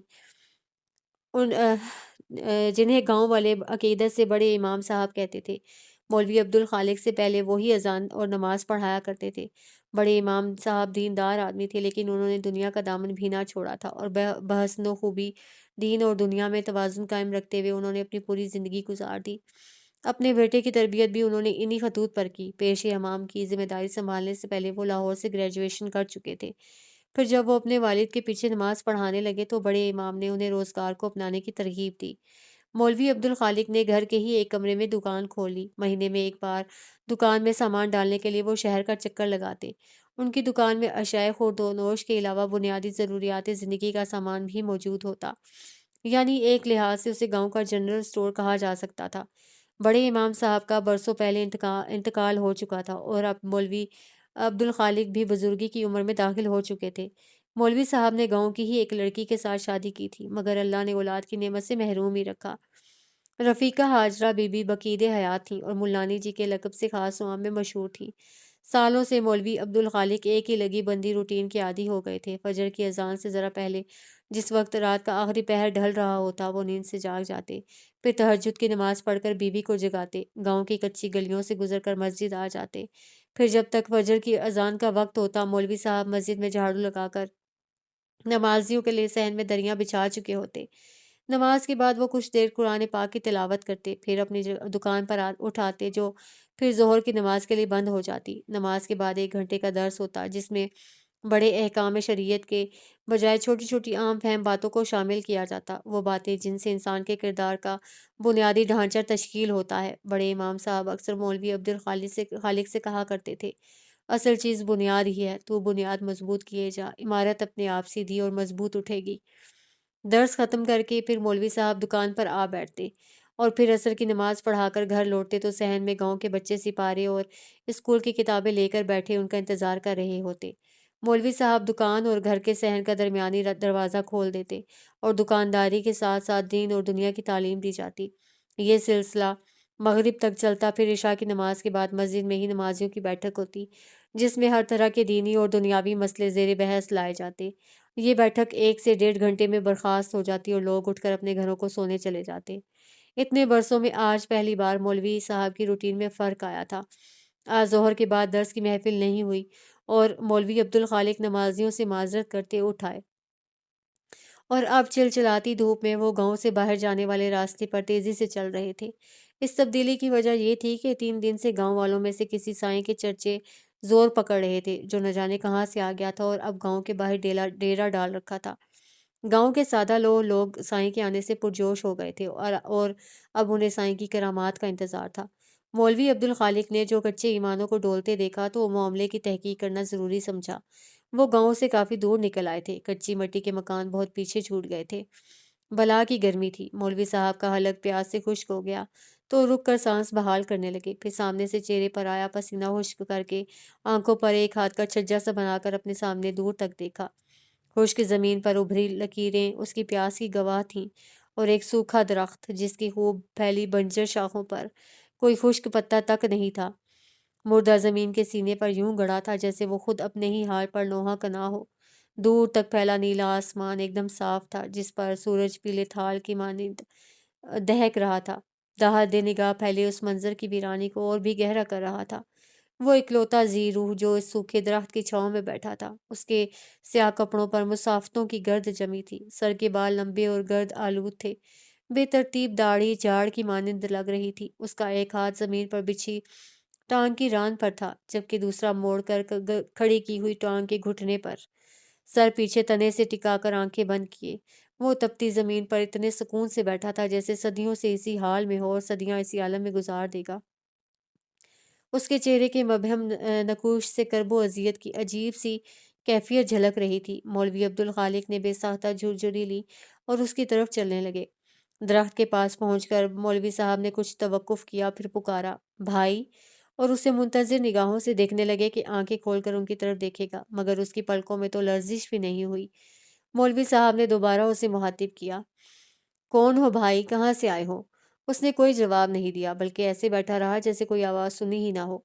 مولوی صاحب انتظار کرتے رہے، پھر کہا، یہاں کے تو نہیں لگتے، پھر وہ کیا خواہش ہے جو تمہیں یہاں کھینچ لائی ہے؟ وہ اس کے پراگندہ لباس پر ایک نظر ڈال کر ہی سمجھ گئے تھے کہ وہ یہاں کا نہیں ہے تو پوچھ لیا۔ وہ آنکھیں کھولے بغیر بولا، بتا بھی دوں تو کیا کر لے گا؟ جو بھی میرے بس میں ہوا۔ مولوی صاحب اس کے سامنے زمین پر بیٹھتے بولے تو اس نے آنکھیں کھول دی، مگر انہیں نہیں دیکھا اور آسمان پر نظریں جمائے کہنے لگا، ایک مدت خواہش کے پیچھے بھاگا ہوں، لیکن اب میں خواہش سے بھاگتا پھر رہا ہوں، مگر وہ ہیں کہ جان ہی نہیں چھوڑتی۔ پھر اس نے ایک دم مولوی صاحب کو دیکھا، تو کوئی ایسی جگہ جانتا ہے جہاں میں خواہش سے جا چپوں؟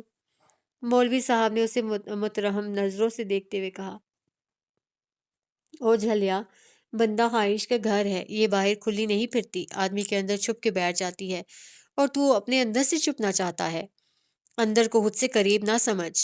وہ تنبیہ کے انداز میں بولتا انہیں اپنی سرخ آنکھوں سے گھورنے لگا، یہ آنچل دیتا ہے، تو دیکھے گا تو قریب لگے گا۔ ہاتھ بڑھائے گا تو کچھ ہاتھ نہیں آئے گا۔ اس نے ہاتھ بڑھایا، پھر خالی ہتھیلی آسمان کی طرف کی اور گھمبیر آواز میں بولا، یہ ہاتھ بھر کا فاصلہ تو عمر بھر کی مسافت سے نہ مٹے۔ تجھے کیسے معلوم؟ مولوی صاحب کی بات سننی تھی کہ اس پر ہیجان طاری ہو گیا۔ میں سرپٹ دوڑا ہوں اس سفر پر، لیکن منزل کے بجائے ہر قدم پر ٹھوکر ملی، اور میں ہر بار منہ کے بل زمین پر گر پڑتا، پھر فوراً ہی اٹھ کر دوڑنے لگتا، مگر 1 انچ کا فاصلہ بھی طے نہیں کر سکا۔ اور اب جب میں اس سفر سے عاجز آ گیا ہوں تو اس نے خواہش کو میرے پیچھے لگا دیا، جہاں جاتا ہوں پاس چلی آتی ہیں، لیکن وہ ہاتھ بھر کا فاصلہ نہیں مٹتا۔ اس کی آواز میں کسک تھی، پھر وہ اچانک ہی آسمان کی طرف دیکھ کر چلانے لگا، مکر کرتا ہے میرے ساتھ، فریب دیتا ہے، کیسا خدا ہے تو، بندے کو دھوکہ دیتا ہے، ہنستا ہے مجھ پر، پاگل ہے پاگل۔ پھر وہ مٹی اور کنکر مٹھیوں میں بھر بھر کر آسمان کی طرف پھینکنے لگا، یہ لے، نکل جہاں سے، چلا جا، نہیں ضرورت مجھے تیری، مذاق اڑاتا ہے میرا۔ مولوی صاحب لب بھینچے اسے دیکھ رہے تھے، انہوں نے اسے روکنے یا قابو کرنے کی کوشش نہیں کی۔ پھر وہ ایک دم ان کی طرف پلٹ کر بولا، تو نے یہ آواز سنی؟ وہ وہ آسمانوں پر بیٹھا مجھ پر ہنس رہا ہے، خوب اونچی اونچی آواز میں۔ پھر اس نے ڈھونڈ کر ایک پتھر اٹھایا اور آسمان کی طرف اچھال دیا۔ تو چلا جا، کیوں نہیں جاتا یہاں سے؟ جا، چلا جا، اکیلا چھوڑ دے مجھے۔ پتھر اٹھا کر پھینکتے اسے اچانک ہی جانے کیا نظر آ گیا تھا کہ ایک جانب نظریں جمائے سہمے ہوئے انداز میں وہ پیچھے کو ہٹنے لگا۔ وہ ٹھوکر کھا کر گرا بھی، مگر رکا نہیں اور زمین پر خود کو گھسیٹتا درخت کے تنے سے جا لگا۔ جائیں، چلی جائیں، کیوں بار بار آ جاتی ہیں؟ خدا کے لیے چلی جائیں۔ وہ ہاتھ اٹھا کر ہلاتا جانے کسی چلے جانے کو کہہ رہا تھا۔ مولوی صاحب نے مڑ کر دیکھا بھی، لیکن انہیں تو کوئی نظر نہیں آیا، اور وہ بدستور کہتا جا رہا تھا، اور کتنا برباد کریں گی مجھے، کتنا ستائیں گی، اب اور برداشت نہیں ہوتا۔ حسرت بھرے لہجے میں کہتے اس نے سر بازو میں چھپا لیا اور بچے کی طرح پھوٹ پھوٹ کر رونے لگا، چلی جائیں یہاں سے، چلی جائیں۔ مولوی صاحب گہری نظروں سے اسے دیکھتے رہے، پھر اسے روتا بلکتا چھوڑ کر گاؤں کی طرف چل پڑے۔ اگلے دن درس کے بعد مولوی عبدالخالق گھر آئے تو ملانی جی سے کہہ کر کھانے کی ٹرے تیار کروائی، پھر اسے کپڑے سے ڈھک کر گاؤں سے باہر نکل آئے۔ دینو ٹانگے والا روز کی طرح سواریاں اتار کر دوپہر کا کھانا کھانے گھر کو جا رہا تھا۔ مولوی عبدالخالق کو دیکھا تو ٹانگا روک لیا۔ سلام مولوی صاحب۔ وعلیکم السلام، گھر جا رہے ہو علم دین؟ وہ مؤدب انداز میں بولا، جی مولوی صاحب، پر آپ کا ارادہ کدھر کو ہے؟ حکم ہو تو چھوڑو۔ اس کی پرخلوص پیشکش کے جواب میں مولوی عبدالخالق مسکرائے اور کہا، کیوں زحمت کرتے ہو بھائی، میں تو بس جو مہمان گاؤں کے باہر آ کر ٹھہرا ہے اسے کھانا دینے جا رہا ہوں۔ سائیں کی بات کر رہے ہیں؟ اس نے کہا، پھر بولا، لیکن وہ تو چلا گیا۔ چلا گیا؟ مولوی صاحب حیرت سے بولے، کہاں چلا گیا؟ وہ تو پتہ نہیں، پر کل شام سے اسے کسی نے نہیں دیکھا۔ مولوی عبدالخالق نے اس کی بات سنی، پھر خود کلامی کرتے ہوئے بولے، حیرت ہے، مسافر کے زنجیر کرنے کا وقت آ گیا ہے اور وہ ابھی تک بھاگتا پھر رہا ہے۔ کیا کہہ رہے ہیں مولوی صاحب؟ وہ خواب بھی نہیں سمجھا۔ مولوی صاحب اس سے لاتعلق اپنی سوچ میں ڈوبے رہے، پھر نظر اٹھا کر اس کے الجھن بھرے چہرے کو دیکھا اور کہا، وہ کہیں نہیں جا سکتا عالم دین، اس کا سفر تمام ہوا، اب وہ جتنا بھی بھاگ لے اسے لوٹ کر یہیں آنا ہے۔ اپنی بات کہہ کر وہ واپسی کے راستے پر پلٹ گئے، لیکن بیچارہ دینو کتنی ہی دیر بیچ راستے میں کھڑے ان کی بات سے مطلب اخذ کرنے کی کوشش کرتا رہا۔ اگلے دن پھر مولوی صاحب درس کے بعد گھر آئے تو کھانے کی ٹرے بنوا کر ہاتھوں میں اٹھائے گاؤں سے باہر آ گئے، مگر آج بھی انہیں ٹرے اسی طرح گھر واپس لے جانی پڑی۔ تیسرے دن بھی وہ ٹرے لے کر گاؤں سے باہر نکل آئے تھے۔ وہ دور سے ہی دیکھ چکے تھے کہ درخت کے پاس کوئی نہیں تھا۔ ان کے ماتھے پر شکنیں ابھر آئیں۔ آج واپسی کے لیے قدم موڑتے ہوئے ان کے چہرے پر تردد تھا۔ دینو اپنا تانگا لے کر باہر نکل رہا تھا، اس وقت سواریاں بھی اس کے ساتھ تھیں۔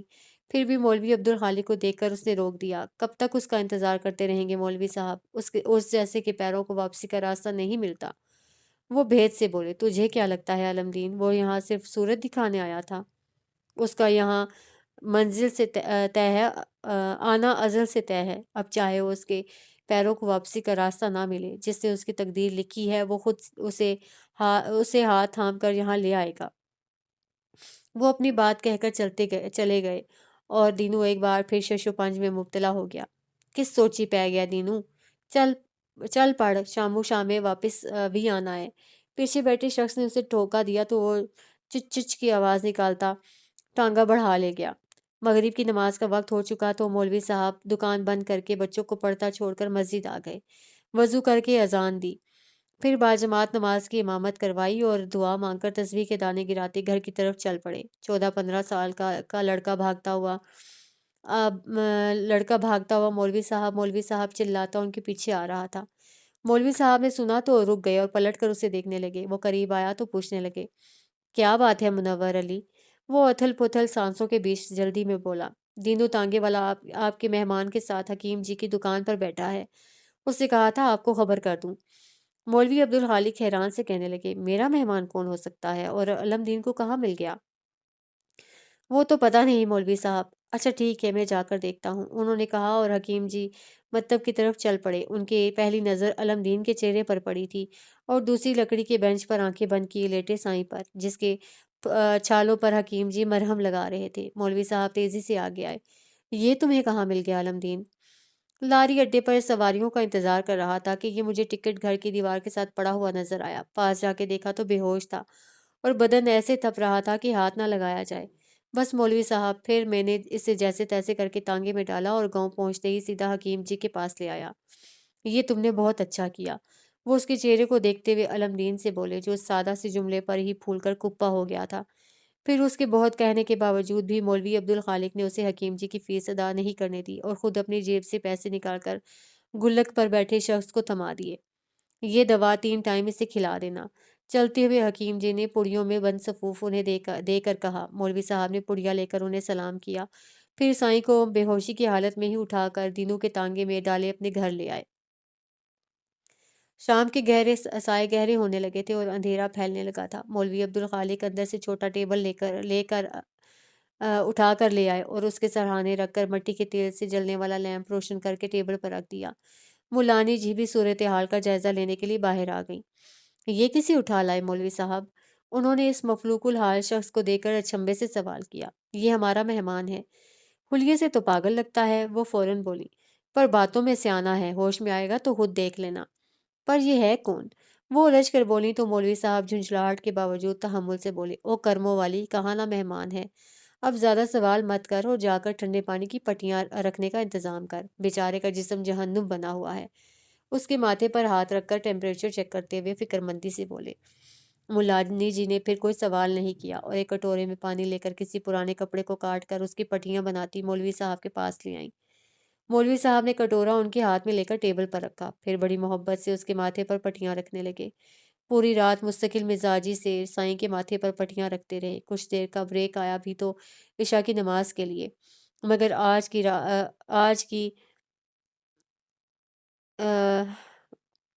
آج کی بیٹھک انہوں نے برخاست کر دی۔ وہ کبھی اس کے ماتھے پر گیلی پٹیاں رکھتے، کبھی تولیہ بھگو کر اس کے پیروں کی طرف آ بیٹھتے۔ پاؤں کے چھالے پیر مسلنے کی اجازت نہیں دیتے تھے۔ وہ گیلا تولیہ اس کے پیروں کے گرد نرمی سے لپیٹ کر ہلکے ہاتھ سے دھیرے دھیرے دباتے جاتے کہ شاید اس طرح اس کے تندور کی طرح جلتے جسم کو راحت مل جائے۔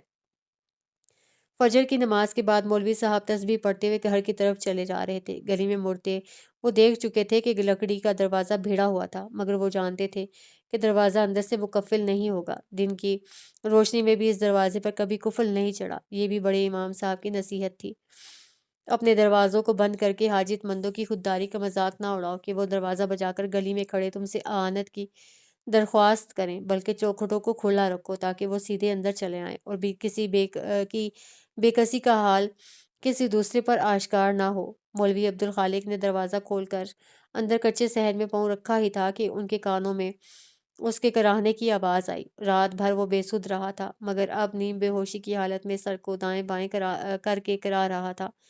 یہ اس کی حالت میں بہتری کا اشارہ تھا۔ مولوی عبدالخالق مسکراتے ہوئے اس کے پاس آئے اور جھک کر اس کے ماتھے پر ہاتھ رکھ کر بخار چیک کرنے لگے۔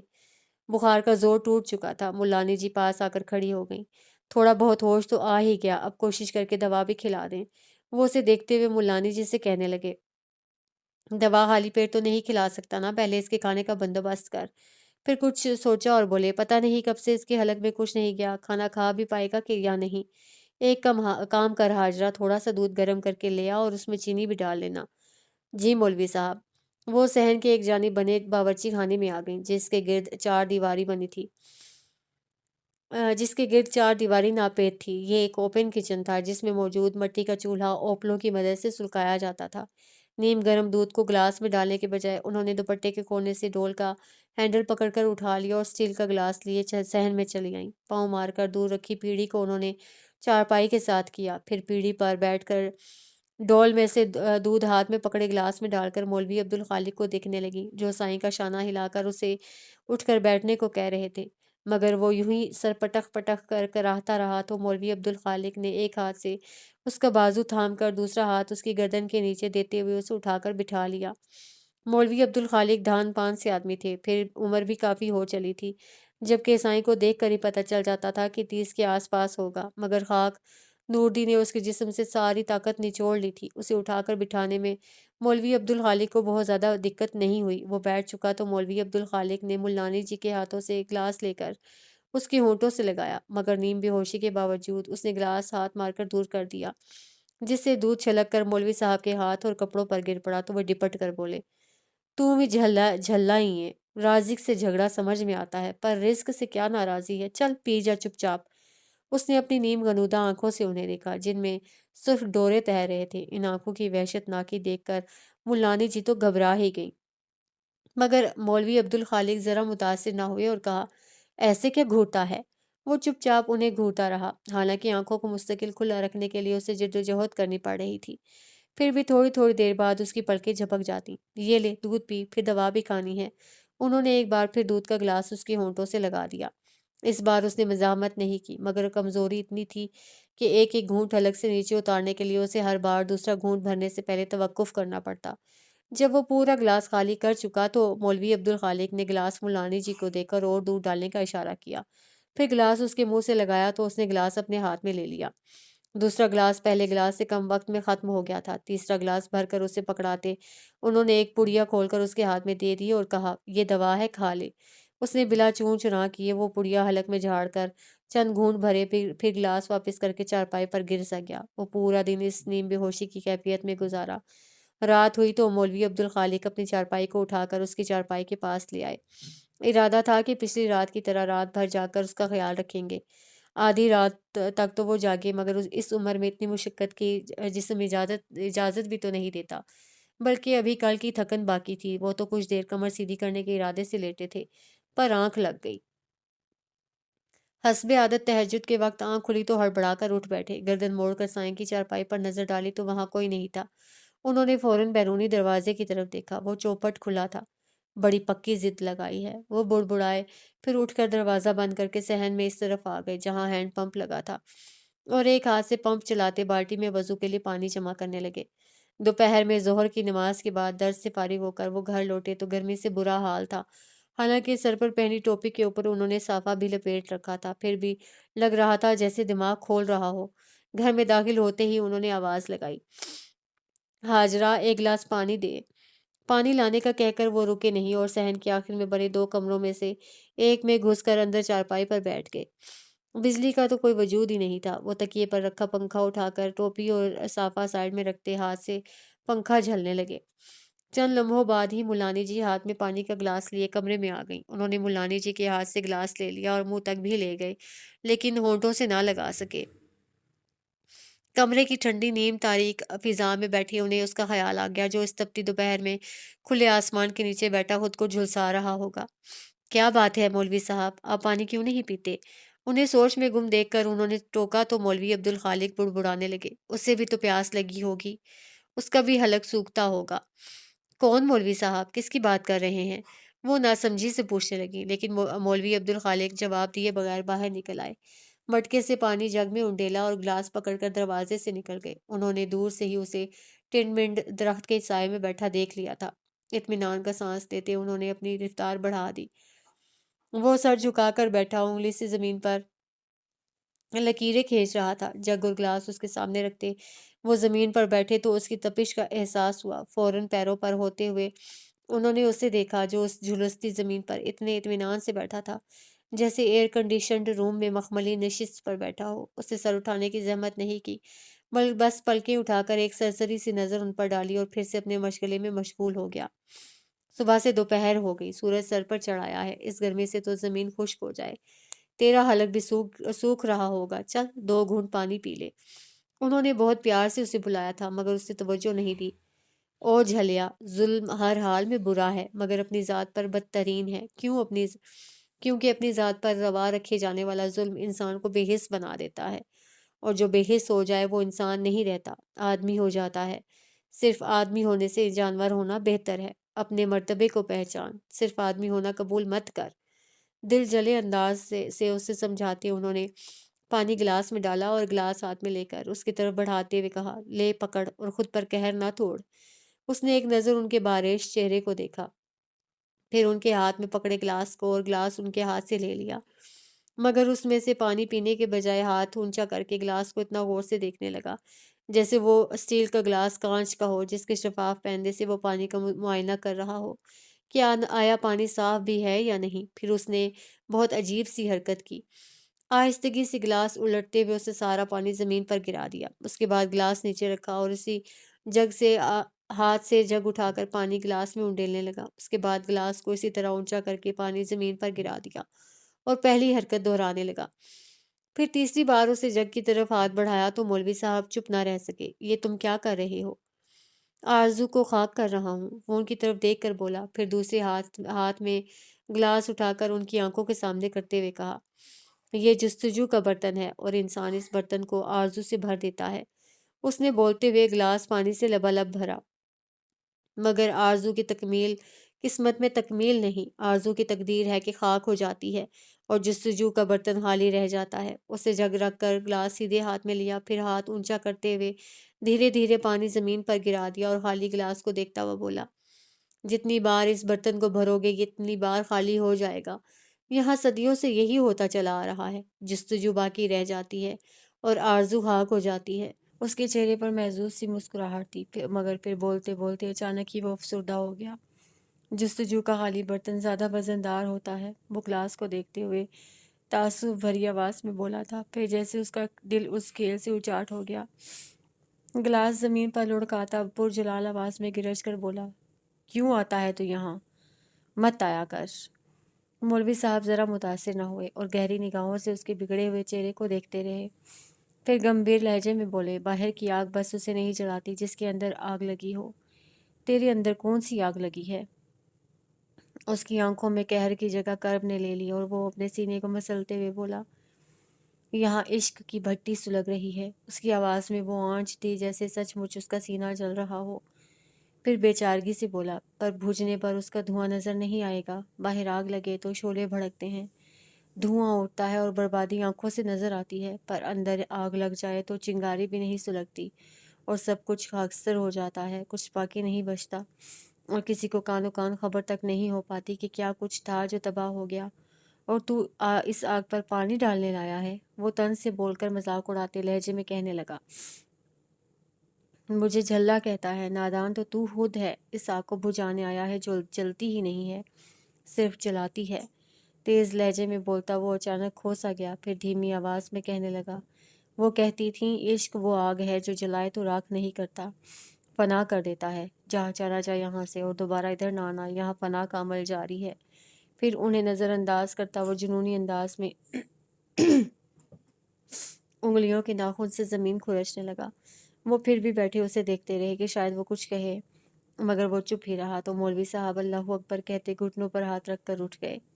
نور الہدا کے لیے دن رات کا فرق مٹ گیا تھا، انہوں نے خود کو بتحاشا کام میں الجھا لیا۔ ایسے میں 2 گھڑی کی فرصت میسر آ جاتی تو خود بھی حیران ہونے لگتے، انہوں نے کب اس طرز پر زندگی گزارنی شروع کی تھی۔ اس تیز رفتاری سے ہی گھبرا کر وہ لندن سے پاکستان آئے تھے اور اب لگتا تھا وہ آنکھوں پر پٹی باندھے اندھا دھند دوڑتے چلے جا رہے ہیں، کدھر ہیں اور کہاں جا رہے ہیں کچھ خبر نہیں۔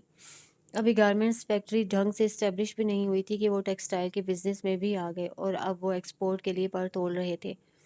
کارپوریٹ سیکٹر میں لوگ کہنے لگے تھے نور الہدا فاروقی ایک ہی جست میں میدان پار کر لینا چاہتا ہے، کون جان پاتا کہ جو سودا انہیں چین نہیں لینے دیتا وہ تو کچھ اور ہی ہے، وہ تو خود ان یادوں سے بچانا چاہتے تھے جو ہر لمحہ ان کی گھات میں رہتی تھیں۔ گھر سے باہر تو فرار کے کئی راستے تھے، مگر گھر میں قدم رکھتے ہی ان کی یادیں انہیں نرگے میں لے کے بے بس کر دیتی تھیں۔ گھر لوٹنے کا خیال ہی انہیں خوفزدہ کر دیتا، وہ خود کو بے نام مصروفیتوں میں الجھائے رکھتے، مگر گھر تو لوٹنا ہی پڑتا ہے۔ انہوں نے انٹرنس کا دروازہ کھول کر اندر قدم رکھا ہی تھا کہ نظر نہ چاہتے ہوئے بھی लाउंज के सोफे पर पड़ गई और उसकी यादों ने उसकी आंखों पर मलीहा के अक्स का पर्दा डाल दिया। अब उन्हें धुएं की धुंधली दीवार की जरूरत नहीं रही थी। उन्होंने उंगलियों में दबा सिगरेट मसल कर बुझाते हुए एक जानिब उछाल दिया। तुम जो नहीं हो तो लगता है कुछ नहीं। इस अक्स को देखते हुए उन्होंने हर रोज की तरह ये अल्फाज दोहराए, फिर दरवाजे के आगे बने स्टेप पर बैठे और दोनों हाथों पर सर गिरा दिया। साहब, बहुत देर गुजर गई थी। बहादुर की आवाज़ पर उन्होंने सर उठाकर देखा। खाना लगा दूं? उन्हें होश में देखकर बहादुर ने पूछा। वो कहना चाहते थे कि उन्हें भूख नहीं है, फिर ख्याल आया भूख तो सुबह भी नहीं थी, पर उन्होंने नाश्ता किया था। कल रात का खाना भी भूख के बगैर ही खा लिया था, मगर बल्कि मलिहा के इंतकाल के बाद से उनकी भूख प्यास ही मर गई थी। अब वो भूख लगने पर नहीं, घड़ी देखकर खाना खाना खाते थे, और सिर्फ भूख ही क्यों, उनका तो हर एहसास मर गया था। बल्कि कभी कभी तो वो महसूस करने लगते कि जैसे वो भी मर गए हैं, मगर वो फिर भी जिए जा रहे थे। खाने का वक्त होता तो खाना खा लेते, रात हो जाती तो आंखें बंद करके बिस्तर पर लेट जाते। नींद आए ना आए क्या फ़र्क पड़ता है, ज़िंदगी को खुद पर फ़र्ज़ कैसे करते हैं, ये तो नूरुल हुदा ने अब जाना था। लगा दो। कुछ तवक्कुफ़ के बाद उन्होंने यूँ सोचकर जवाब दिया था जैसे बहादुर ने कोई मुश्किल सवाल पूछ लिया हो।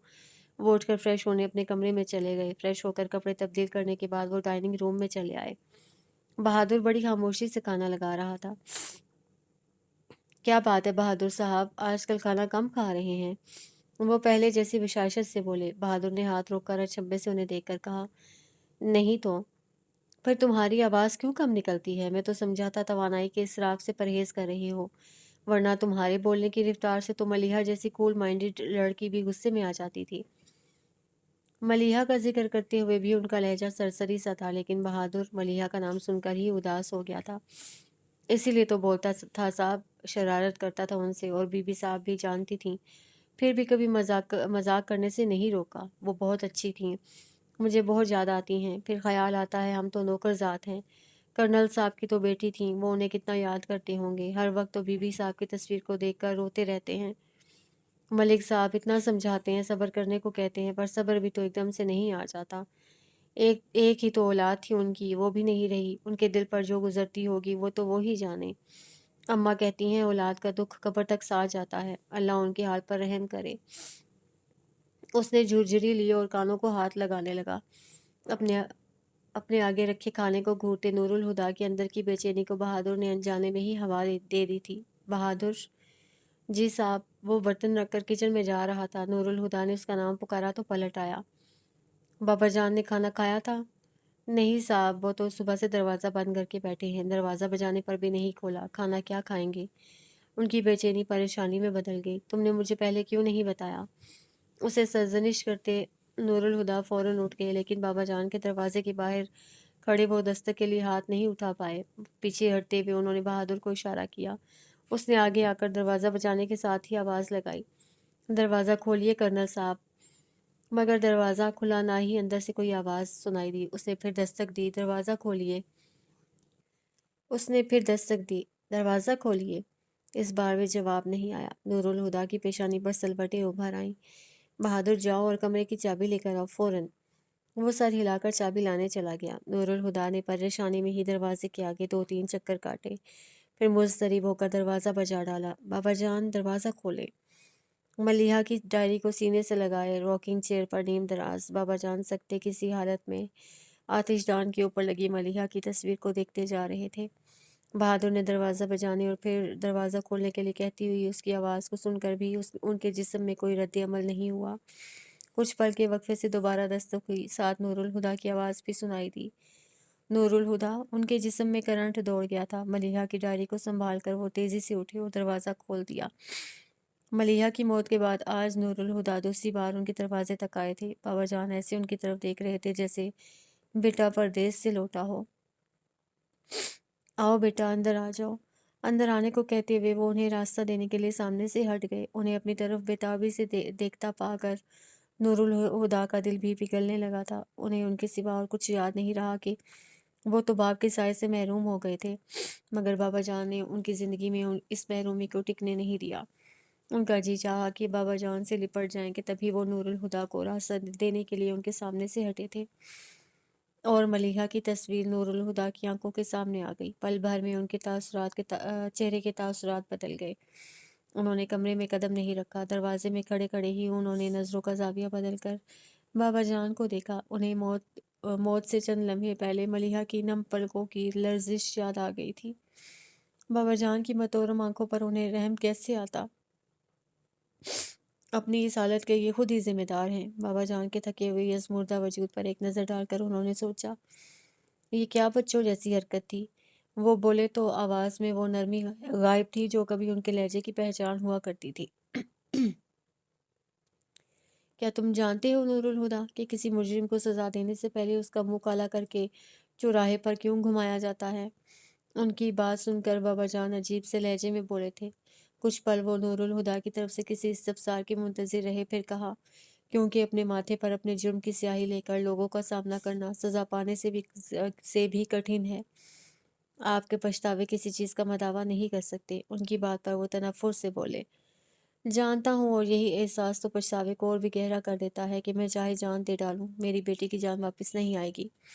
وہ تھکے ہوئے لہجے میں بولے، پھر ملتجیانہ انداز میں کہا، کیا تم مجھے معاف نہیں کر سکتے؟ نور الہدا سرد لہجے میں بولے، میری معافی ملیحہ کی معافی سے مشروط ہے، جائیے جا کر اپنی بیٹی سے معافی مانگے، اگر اسے معاف کر دیا تو میں بھی معاف کر دوں گا۔ سر جھکائے بابا جان بے بسی کی انتہا پر پہنچ گئے تھے۔ ایک بات اور، انگلی اٹھا کر نور الہدا کہنے لگے، براہ مہربانی آئندہ اس قسم کی حرکت کر کے مجھے پریشان مت کیجیے گا۔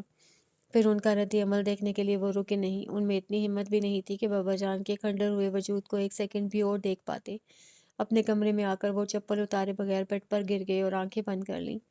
آنسو ان کی آنکھوں کے کونوں سے نکل کر کن پٹیوں پر بہتے چادر میں جذب ہوتے گئے۔ محبتوں کا حسن اسی صورت قائم رہتا ہے جب یہ ہاتھ میں ہاتھ ڈالے ایک ہی سفر پر گامزن ہوں، لیکن اگر محبتیں آپس میں نبرد آسماں ہو جائیں تو بڑی تباہی لاتی ہیں۔ انہی مارکوں نے ملیحہ کی زندگی تباہ کی تھی اور اب نور الہدا کے در پہ تھیں۔ محبت کا سحر ہو یا قہر، بچ پانا آسان نہیں۔ مولوی عبدالخالق اس خانمہ برباد کے پاس سے اٹھ تو آئے، مگر دوبارہ اس کے پاس جانے سے خود کو روک نہ پائے۔ انہیں اس میں عجیب سی کشش محسوس ہوتی تھی۔ اس کے لیے انہیں اپنے سینے میں باپ جیسا گداز محسوس ہوتا تھا، حالانکہ اس کا انداز ہنوز وہی تھا۔ کبھی تو وہ مولوی عبدالخالق کو اس طرح نظر انداز کر دیتا جیسے ان کی موجودگی سے یکسر لا علم ہو، کبھی جنون میں چلانے لگتا اور کبھی مغموم سا جانے کیا بڑبڑاتا رہتا۔ مولوی صاحب نے کبھی اس کی کسی کیفیت میں دخل نہیں دیا۔ وہ ایک سامع کی حیثیت سے اس کے پاس آتے تھے اور اس کی بے ربط باتوں کو بڑے دھیان سے سنتے، جیسے وہ کوئی اہم بیان دے رہا ہو، اور اگر اس کا ایک بھی پوائنٹ مس ہو گیا تو گڑبڑ ہو جائے گی۔ پھر تنہائی میں بیٹھ کر اس کی باتوں کو سوچتے ہوئے الجھنے لگتے۔ اس کے ذہن میں پڑی گرہ کو کھولنے کے لیے کوئی سرا ہاتھ آتا دکھائی نہیں دیتا تھا، مگر وہ صبر کے ساتھ بڑے غیر محسوس انداز میں اپنی تلاش جاری رکھے ہوئے تھے۔ تو پھر آ گیا؟ اس نے مولوی عبدالخالق کو دیکھا تو گھورا۔ لہجہ ایسا تھا جیسے کہہ رہا ہو، بڑا ڈھیٹ ہے۔ مولوی عبدالخالق اس کے لہجے کو محسوس کر کے مسکرائے۔ کیا کریں، دل لگ گیا ہے تیرے ساتھ، جب تک 2 گھڑی تیرے پاس نہ بیٹھ جاؤں چین ہی نہیں پڑتا۔ صاف لگ رہا تھا وہ اس کی جھنجھلاتی شکل دیکھ کر محظوظ ہو رہے ہیں۔ اسے تب کر رخ پھیر لیا تو مولوی صاحب بدستور مسکراتے ہوئے بولے، بلکہ مجھے تو لگتا ہے تیرا بھی دل لگ گیا ہے۔ کہاں تو سہران وردی کو نکلا تھا اور اب 4 مہینے ہو گئے ہیں، پر یہاں سے ہلنے کا نام ہی نہیں لیتا۔ میں دل لگا کر نہیں، تھک کر یہاں بیٹھا ہوں۔ اس کے لہجے میں درد بولنے لگا تھا۔ سکون کی تلاش میں ذرہ ذرہ چھان مارا، مگر وہ تو جیسے کائنات میں ناپید ہو گیا ہے۔ پھر تلاش کا کیا فائدہ جب سکون ڈھونڈنے سے بھی نہیں ملتا؟ جو چیز ڈھونڈنے سے نہ ملے مانگ لینی چاہیے۔ ایک مہرہ جو ان کے ہاتھ آیا تو مولوی عبدالخالق نے بساط بچھانے میں دیر نہیں کی۔ کس سے مانگوں؟ اس نے پوچھا، ساتھ ہی ان کے متوقع جواب کو سوچ کر اس کی تیوریاں بھی چڑھ گئیں۔ اللہ سے۔ ان کے لہجے میں سکون تھا۔ اس کی آنکھیں آگ اگلنے لگی۔ جو مانگا وہ دیا نہیں، اب اور کیا مانگوں؟ اس نے بفر کر کہا، پھر کرب سے آنکھیں میچ کر سر پیچھے درخت کے تنے سے ٹکا دیا۔ پر میں تو اس پر بھی راضی تھا، کوئی شکایت نہیں کی۔ ہاں، مگر دونوں ہاتھ اٹھا کر سکون مانگا تھا، وہ بھی اپنے لیے نہیں، ان کے لیے۔ پر اس نے کیا کیا؟ اس نے تڑپ کر آنکھیں کھولتے ہوئے گردن سینے تک لٹکائی اور سر کو دائیں بائیں جھٹکنے لگا۔ ایسے میں اس کے تراشیدہ بال عجیب سے انداز میں اس کے چہرے کو ڈھکے شانوں پر جھولنے لگے تھے۔ اب کبھی کچھ نہیں مانگوں گا۔ وہ بڑبڑایا، پھر جھٹکے سے سر اٹھاکر آسمان کو دیکھتا ہوا دہاڑنے لگا۔ تو سن رہا ہے؟ نہیں آؤں گا تیرے در پر۔ تجھ سے کچھ نہیں مانگوں گا، مجھے تجھ سے کچھ چاہیے بھی نہیں، میرا کوئی ناتا نہیں تجھ سے۔ مولوی عبدالخالق کو اس پر ترس آنے لگا تھا۔ اور جھلیا، حکیم سے تو دشمنی کر لی تو نے، اب تیرے زخم کیسے بھریں گے؟ مگر وہ ان کی طرف سے غافل ہو چکا تھا۔ مولوی صاحب ٹھنڈی سانس لے کر رہ گئے۔ اب چلتا ہوں، اور دیکھ یہ کھانا رکھا ہے، جی کرے تو کھا لینا، پر خبردار جو تو نے اٹھا کر پھینکا۔ رزق کی بے ادبی ہوتی ہے۔ سائڈ میں رکھی ٹرے کی طرف اشارہ کر کے وہ جس طرح سے بولے تھے، لگ رہا تھا سائیں نے یہ کام کئی بار کیا ہے۔ ایک آخری نظر اس کے جھکے سر پر ڈال کر وہ اٹھ گئے، پر دوسرے ہی قدم پر انہوں نے ٹرے کو اٹھا کر پٹخنے کی آواز سنی۔ مولوی عبدالخالق نے پلٹ کر دیکھا، وہ سے چہرے پر سختی لیے کسی غیر مرئی نکتے کو گھور رہا تھا، اور اس کے سامنے ٹرے کھانے سمیت الٹی پڑی تھی۔ انہوں نے بے بسی سے اسے دیکھا، پھر ٹرے سیدھی کر کے وہ جتنا کھانا اٹھا سکتے تھے اٹھا کر ٹرے میں ڈالا۔ اس کے بعد ادھر ادھر لڑکنے والے برتن سمیٹ کر ٹرے میں رکھے اور ناراضی سے بولے، یہی کام کرنا ہوتا ہے تو کل سے کھانا نہیں لاؤں گا، رہ بھوکا۔ وہ خفا خفا سے اٹھ کر چل پڑے، لیکن اگلے دن وہ اپنے ساتھ کھانا لانا نہیں بھولے تھے۔